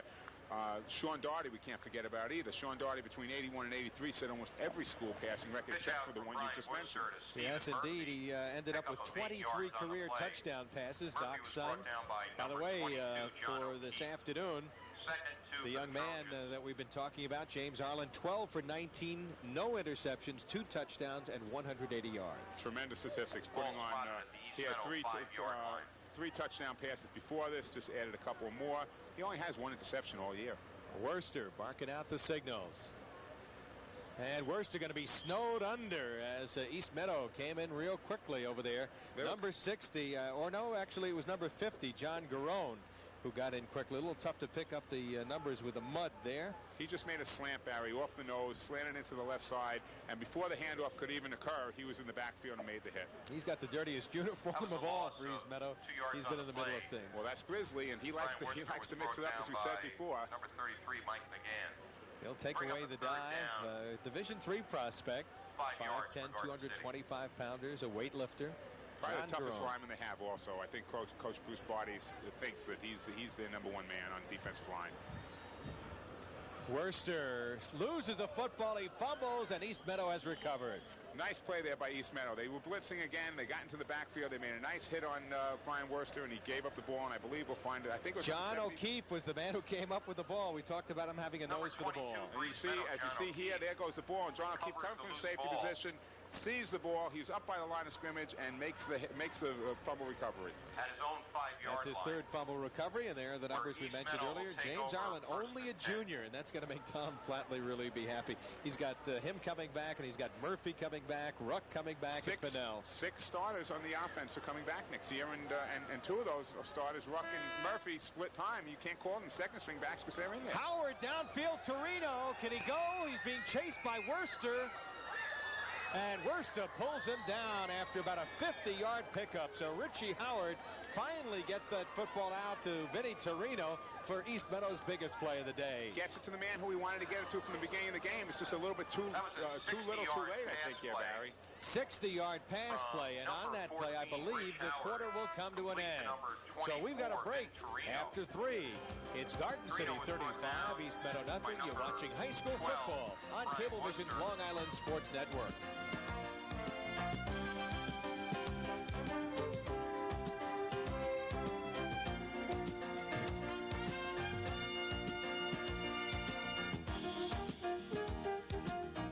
Hi, I'm Jerry McDougall. At Apple Bank, we believe that our loyal customers deserve something extra.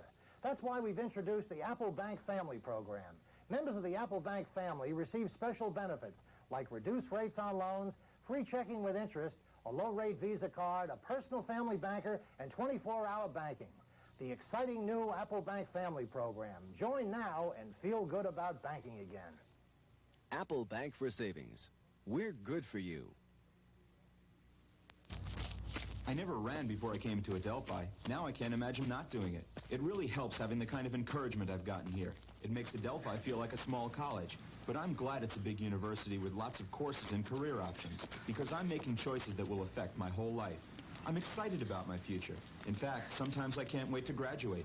It's sort of like running. Once you get started, you want to see how far you can go. Adelphi University, a commitment to intellect.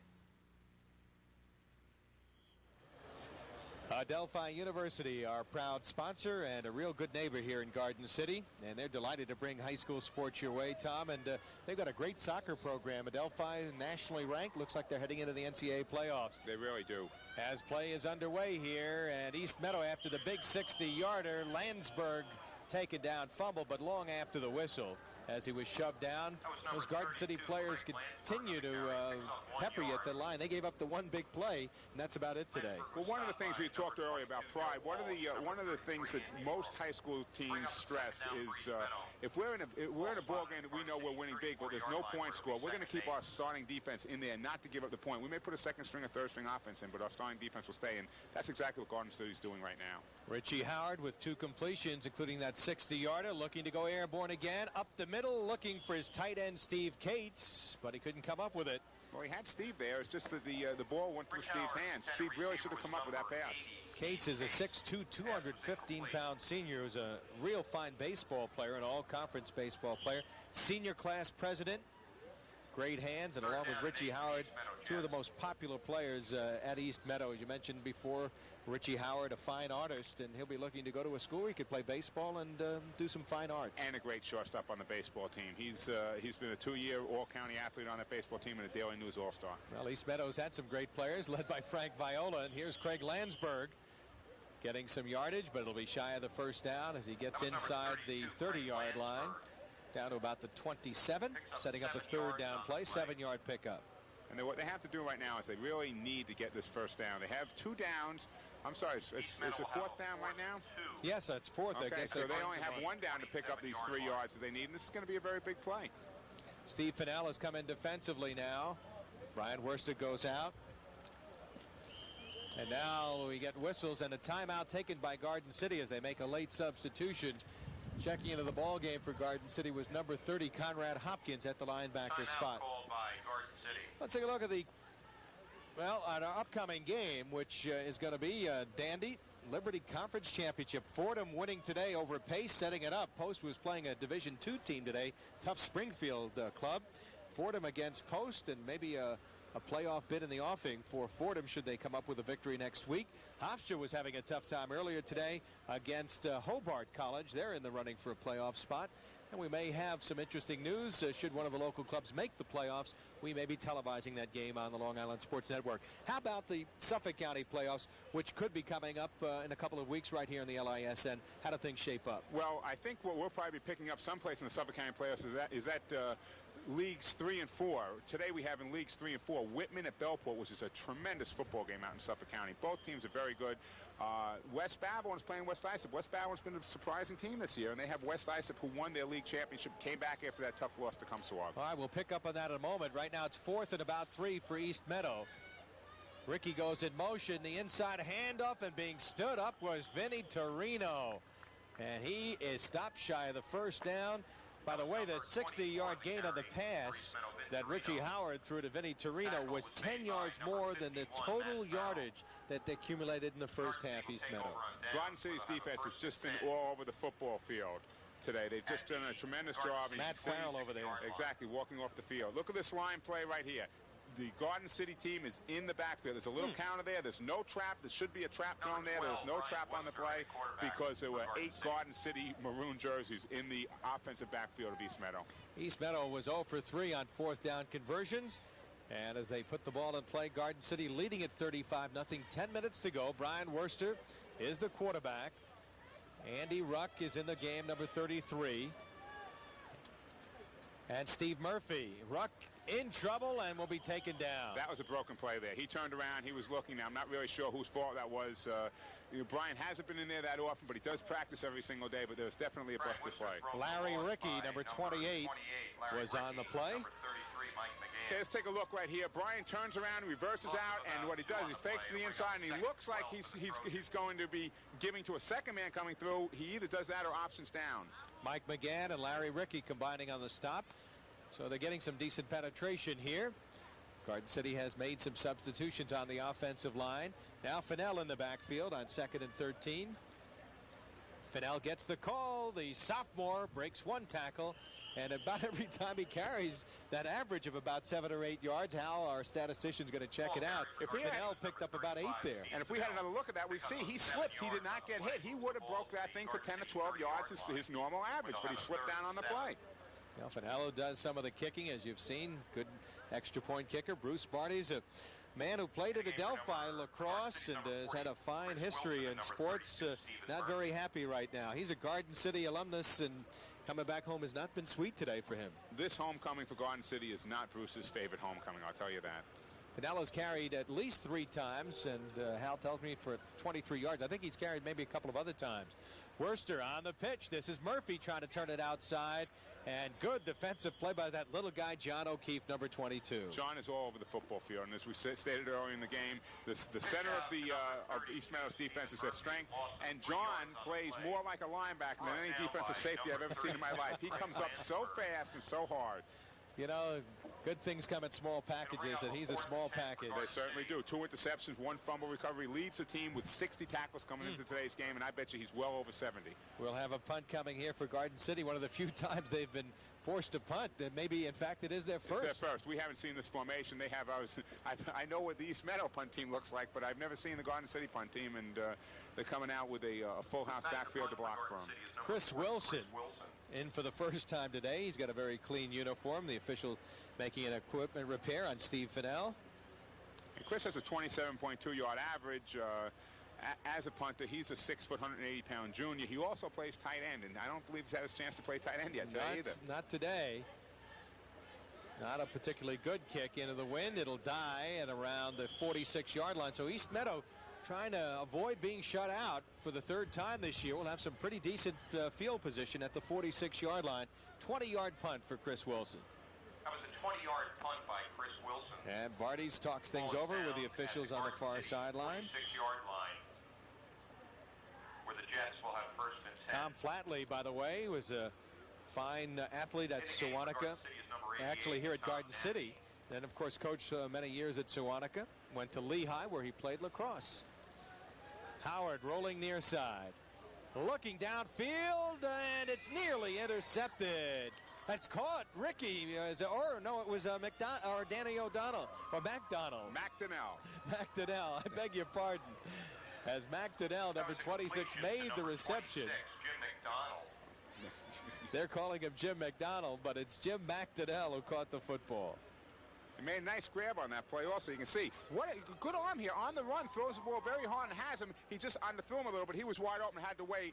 And there you see a very, very good play there at the end by Mark Bombasudo coming up and just getting his hand in there.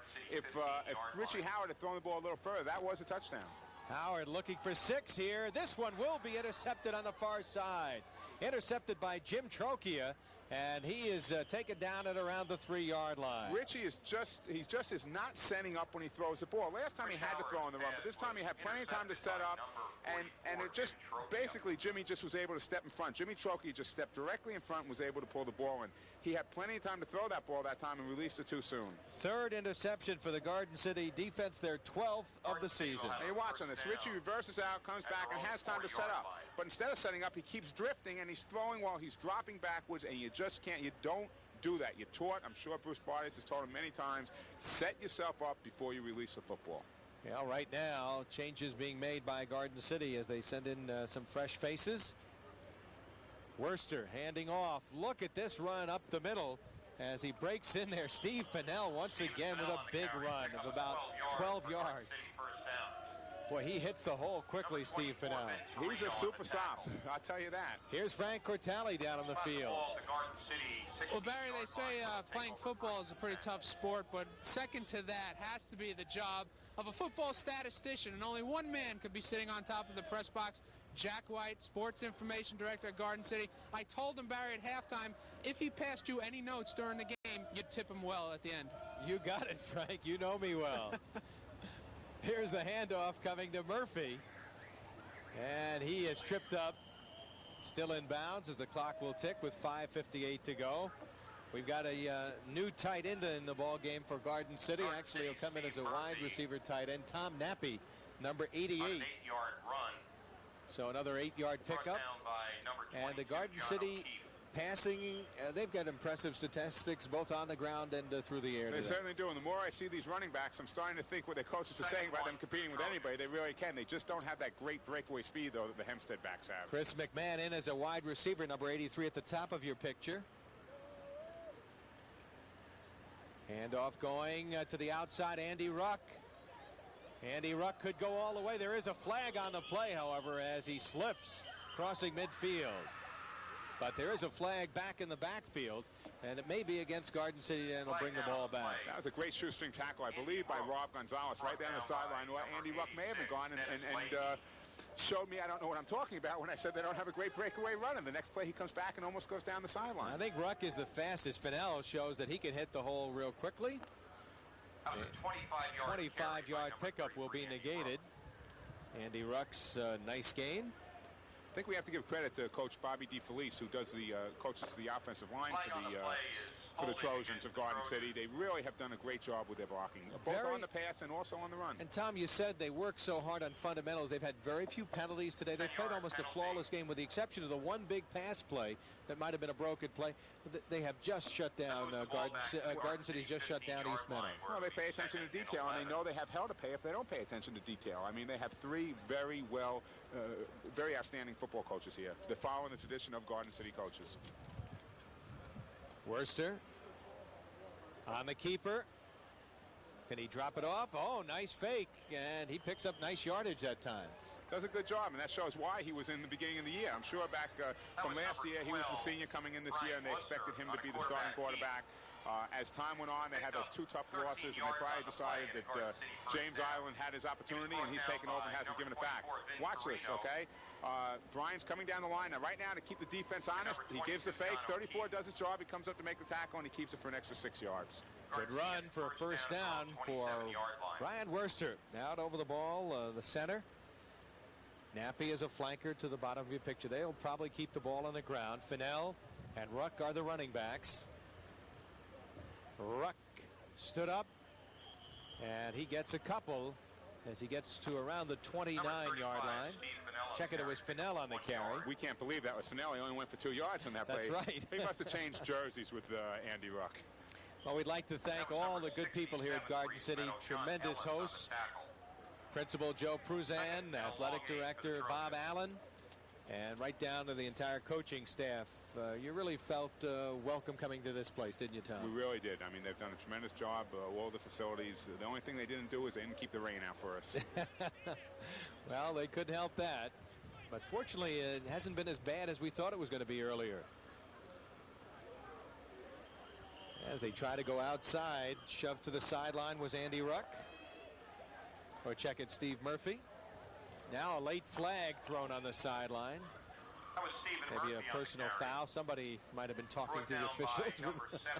It looks like somebody threw a little forearm to the head there, and I'm not sure on which team this is going to be called because we're blinded with all the Garden City players down there, but it's going to be a 15-yard penalty.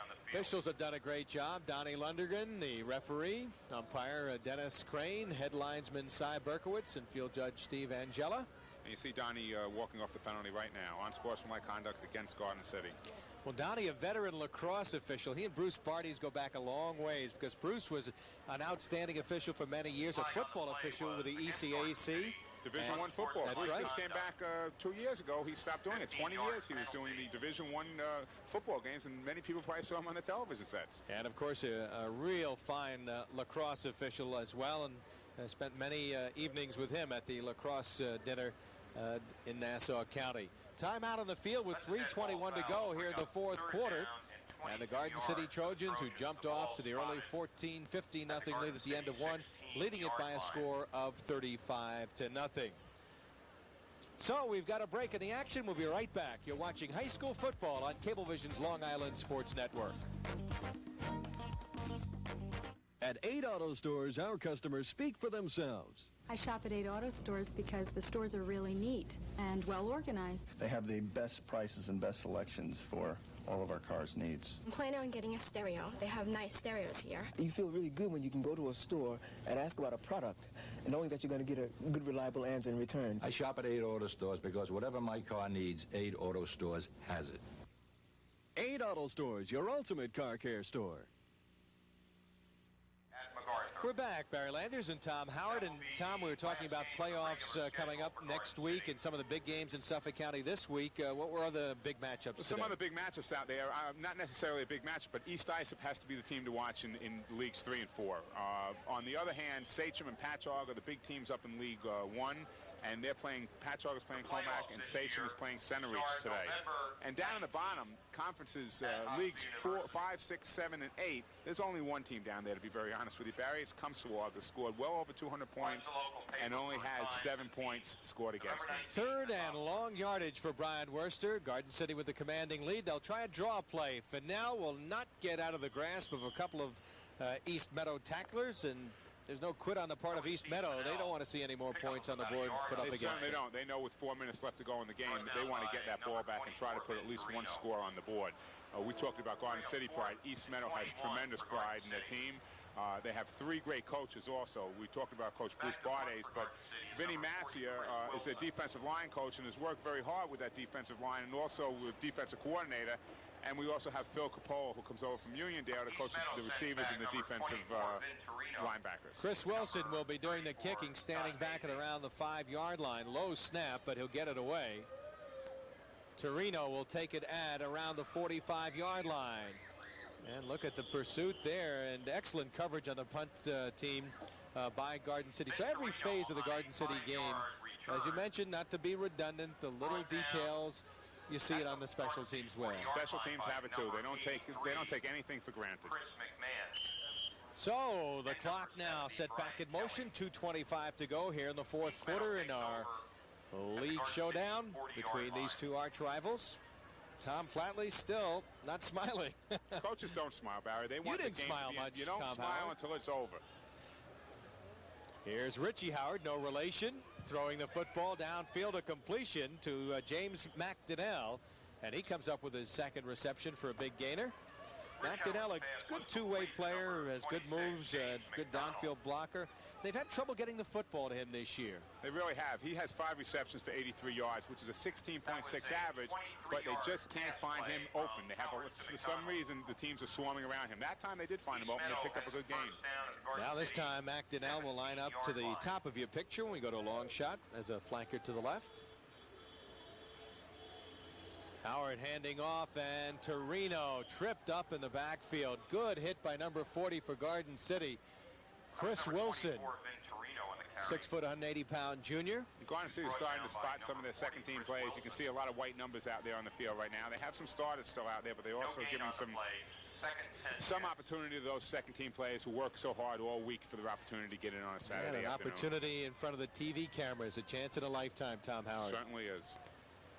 1:18 to go, 4th quarter. East Meadow trying to get some points. Howard getting out of the grasp of one tackler, batted down, and again Joe Walsh. Excellent defensive play by Joey Walsh. He came over, threw the receiver as you taught, straight through the receiver, put his hand on the ball and knocked it down. You know, you've got to be impressed by the athletes. We mentioned 2-way players, 3 or 4 or 5 of these Garden City players who go 2 ways. Really excellent athletes. Absolutely. And not only are they 2-way players, but you'll see if you look, they're also involved in the lacrosse program here. They're involved in the baseball program here, wrestling, other sports, basketball, right down the line. Howard, by the way, is 4 for 16 for 129 yards. This is Ricky. Yep, that 60-yarder. Big pass he came up with. And again, Ricky cannot turn the corner. Brian Worster coming up from the secondary to make the hit, along with a couple of other maroon shirts. Loss of a yard. Timeout taken by East Meadow with 58 seconds to go. Don't forget to stay tuned when Frank Cortali, along with yours truly, Barry Landers, and Tom Howard, will be back with our post-game recap. And we'll have our Apple Bank player of the game. I think, without a doubt, there are always some outstanding players for this Garden City club, but James Arlen would probably be your choice. James Arlen is definitely my choice. He just showed me what a true leader on the field does. He did it all today.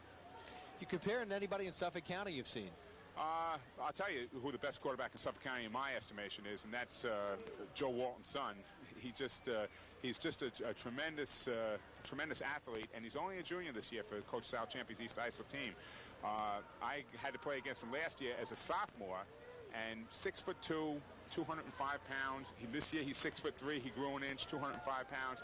Great arm, very good speed, and a leader in all respects. Now, we've talked about the Hempstead and the Garden City programs. How about that East Islip program with Sal Champy over the years? I don't know that anybody, Freddie Fazar with Sachem may compare to his program, but that's about it in Suffolk County. They have 2 tremendous programs. 4th down there, obviously going for it with 58 seconds to go.